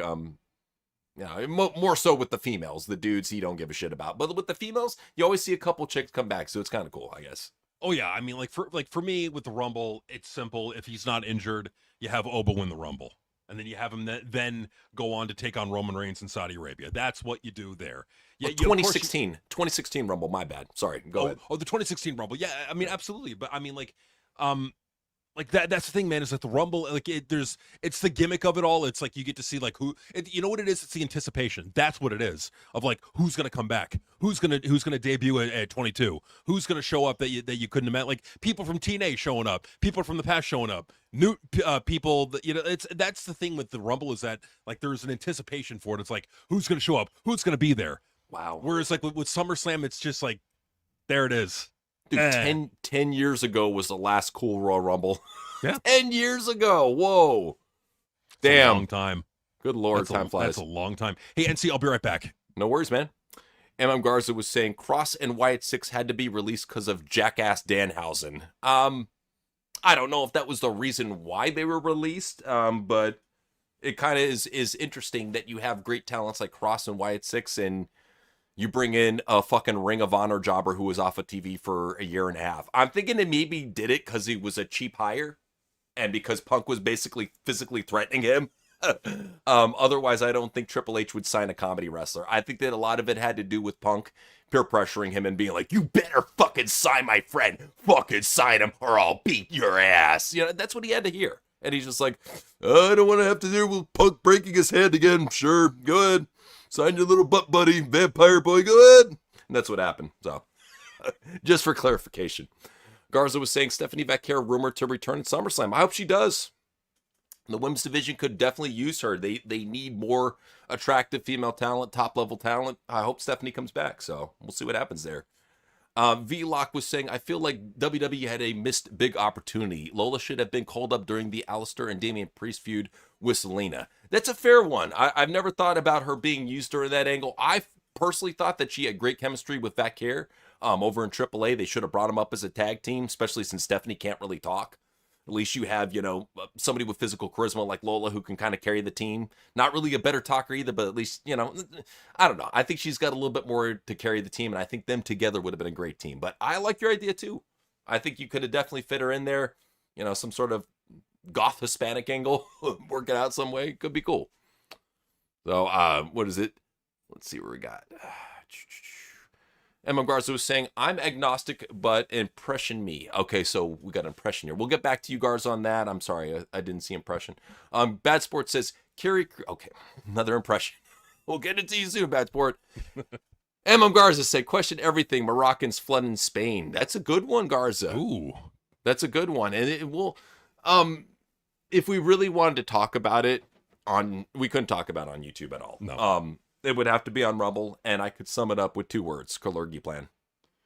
Absolutely, that's a good way to sum it up. And yeah, it's like for I'll do the hype pitch again, man. Sub to us on Rumble, subscribe on Rumble. Yes. It's like YouTube. It's like literally it's like a clone of YouTube, but it's better.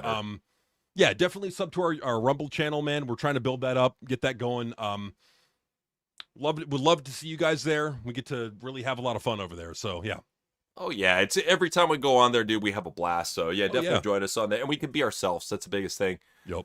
The Chief of Brazil said, even WCW in the dying days had clear-cut faces and heels, even if there were virtually no rules on the matches at all. Shut the fuck up, CM Philophile. Philophile. Love it. Love it. And you're right about that, man. It's a shame how lazy wrestling has gotten, and all of the wrestlers just stick up for it just to keep their spots and keep their power. Because I can guarantee you, if Punk weren't a part of WWE or AEW, he would be cutting a scathing promo on how awful pro wrestling is nowadays. Well, I mean, he already did. I mean, when he was in the whole MMA, he's like, yeah, I'm never going back to wrestling. Fuck that shit.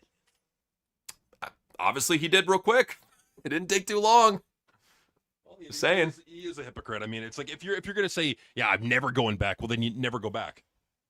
Well, that's what I'm saying. But obviously, he needed to pay the bills. Yep.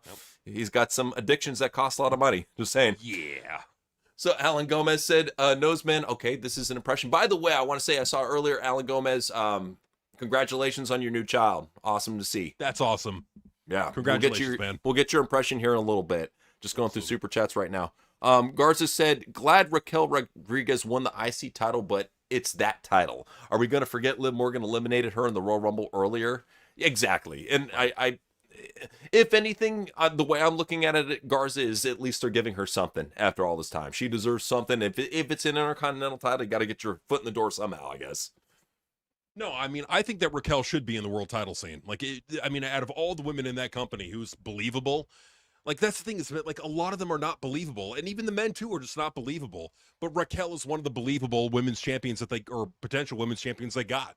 You put the title on her, I think your average Joe Schmo who doesn't know what wrestling is would look at her and go, okay, I could buy her as a wrestler. I could buy her as a champion. She looks tough. She does. Yeah, that's the one. And she's a decent promo, too, so why not, And pretty, Yeah, not too. That too. Garza was saying, how does Judgment Day disband? I say have Liv keep the title till Money in the Bank. Rox wins the ladder match and then cashes in on Liv. Yes. I'm going to disagree with you, Garza. And the reason why is because I'm so sick and tired of friendship and betrayal. I think Triple H has run the fucking treads off of every friendship and betrayal to the point that it's too predictable. I think that's honestly what you're saying is going to happen. Simply because that's how he does. He breaks up everybody who comes together.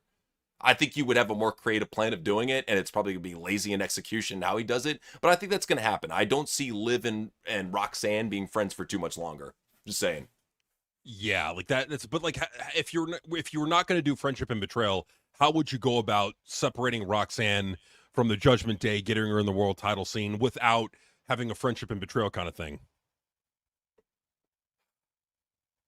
It would really have to be, if you're going to get her in the title, I honestly think they should stay together as a tag team or as a stable. I think when you have chemistry, you don't fucking break it up. But if you have to break it up, I would have her go over to SmackDown and be a top contender over there.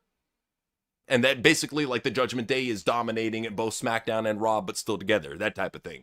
I'm so sick and tired of just everybody having to fight each other, even if they're friends, you know? Well, like, what do you think about, like, their hoarding gold kind of a thing? It's like they're like on a quest to like win as many titles as they can, and so if like Roxanne does it, like Liv is cool with it, so long as like Liv gives her a chance. Like she could be in the Judgment Day so long as like Liv has a shot at it.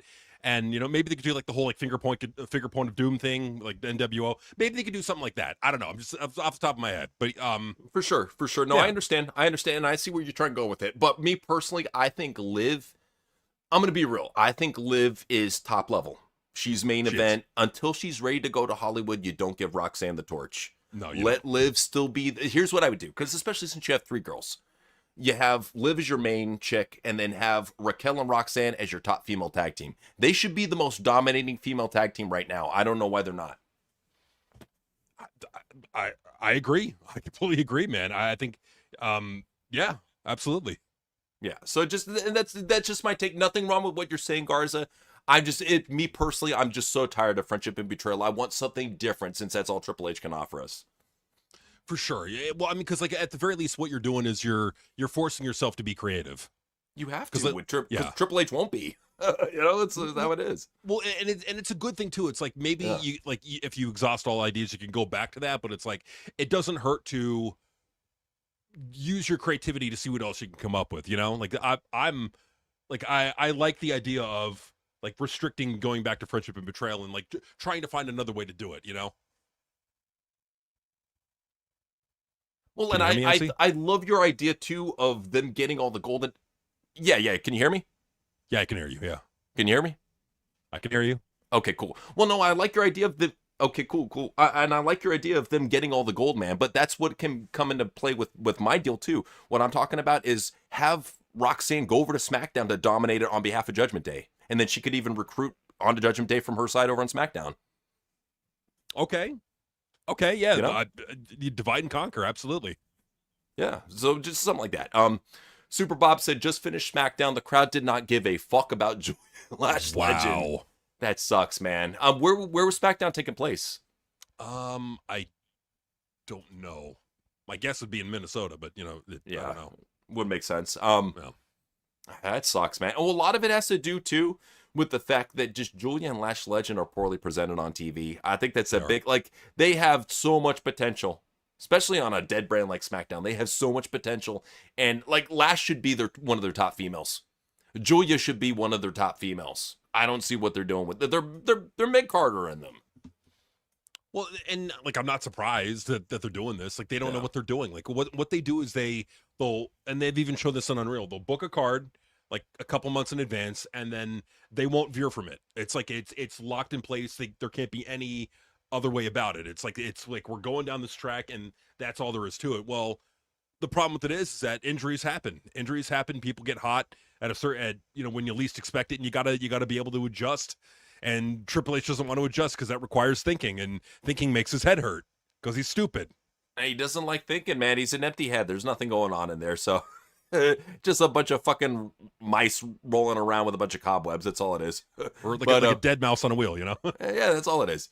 It's written. KJV was saying can't escape ads at a live event. Hogan in boxing ad. Oh, that must have had the liberals fucking booing when they saw that shit. I don't want to see this fake sport boxing. Show more real wrestling. That's a real sport. Now, wrestling is a will. Boxing is not will. Like, where are the flips? What the fuck? Nah, just people getting really knocked out. Yeah. Nothing cool about that, but these fans are, man.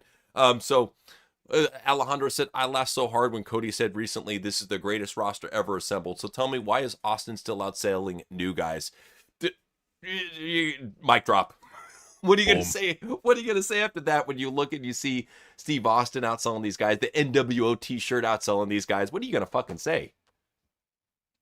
I mean, nothing, because like it's like you can't sit there and say, oh, it's so much better than the Attitude Era, when the Attitude, like a guy who has not been on WWE TV for years is outselling a lot of the people currently on the show. And that's the thing too, is he refuses to come back to the modern product and he's still outselling everybody in merch. I don't blame him. Well, because he's Stone Cold Steve Austin. He doesn't need to come back. He doesn't need TKO. He does not need Triple H. He doesn't need to put up with that bullshit. And I don't blame him. And you know what? More power. You know what? I really wish Stone Cold would work with AEW. Just to stick it to Noseman. Just to stick it to him. Could you imagine Stone Cold showing up in AEW? It would be a huge shocker, and it would definitely get people paying attention again, because that's the thing too, is like a star from the past, when they're not tainted by shitty booking, they get a lot of a boost. Look at CM Punk when he came over to AEW. I think Austin would get a much bigger boost than that. Oh, massive. And it would eventually dwindle down over time, but still, I think it might be worth it just to pony up the cash. Just saying. I think that, no, I agree. And I think that if they were to bring Austin onto the show out of nowhere, it would be such a gigantic holy shit moment that they would probably be pulling in over 1 million viewers again. For a night. At least for one night they would. I can give them that. Yeah, but I think they would. It's just because Stone Cold is, you haven't seen him in a while. He's still a gigantic megastar. Yeah, if I'm Stone Cold, I'm considering, fuck it, maybe just show up on AEW, Why not? Yeah. Alejandro was saying, how would you imagine Rock and Austin roasting Punk and Cody on the mic back in the Attitude Era if they existed back then? I think it would be hilarious. It would be one of those things where you would have like these nerdy fucking British YouTubers going, and back in the late 90s, we saw such blatant cases of homophobia coming from Stone Cold Steve Austin and The Rock. Look at this, roasting CM Punk and Cody on the homosexual behavior. How dare you? That's what they would do, man, they would try to get them canceled. Oh, yeah. If they could. They're like, look how juvenile they are. Who finds this funny, this 12-year-old potty humor? Well, right, and these are the ones like making jokes about like, it would be funny. We know a wee in a man's bum. Gay humor is okay. It's okay if you lust after another dude, but how dare you ever mention anything sexually about a woman? No, you can't do that, especially during the sexist Attitude Era. How dare you? Oh, like the horrible sexist Attitude Era. Oh my God. Oh, it was so horrible and awful that millions of people tuned in to watch, and those people that were stars in the Attitude Era are still outselling the people that you love today. It's just not enough gay sex for them. That's what it comes down to. Yeah. You know what's funny is like Stone Cold could literally be like in a fucking like rock in a fucking like in a like a wheelchair. He could be in a rocker, like an old fart, like all the way. And he would still, like, it could be 2030, 2040, it doesn't matter. Stone Cold is still going to outsell most of the people in the business. Dude, he could literally roll out on the stage and go, poopy in the pants. Oh, damn, son, I made a poopy in my pants. And then the nurse would change his diaper live on stage, and he'd still get more ratings than everybody else. Yep. Stone Cold getting his diaper changed would get more ratings than Will Ospreay and Kenny Omega, than Seth and Roman, than Cody and Punk. And you know why? Because Stone Cold is an actual superstar. Because Stone Cold's shit is more valuable than all those other wrestlers. Literally. Damn, son. So Garza was saying, EO doesn't need another title run. I say Liv wins. But that's what you don't understand, Garza, is it's never what you want, or I want, or my brother wants. It's never that. It's what the news wants, and I want EO to dominate every single woman. That's how it is. It's not what we want. It never is what we want, bro. Ever. Until Noseman gets out of power. That's how it is. And not to sound like it's going to sound kind of fucked up, but it's true. Like the only thing that's going to stop Io and the only thing that has stopped Io and Rhea from completely dominating everything in the division is injuries. That's it. That literally will be the only thing that stops Io. Io's tough. I'll give her that. She could take a beating, but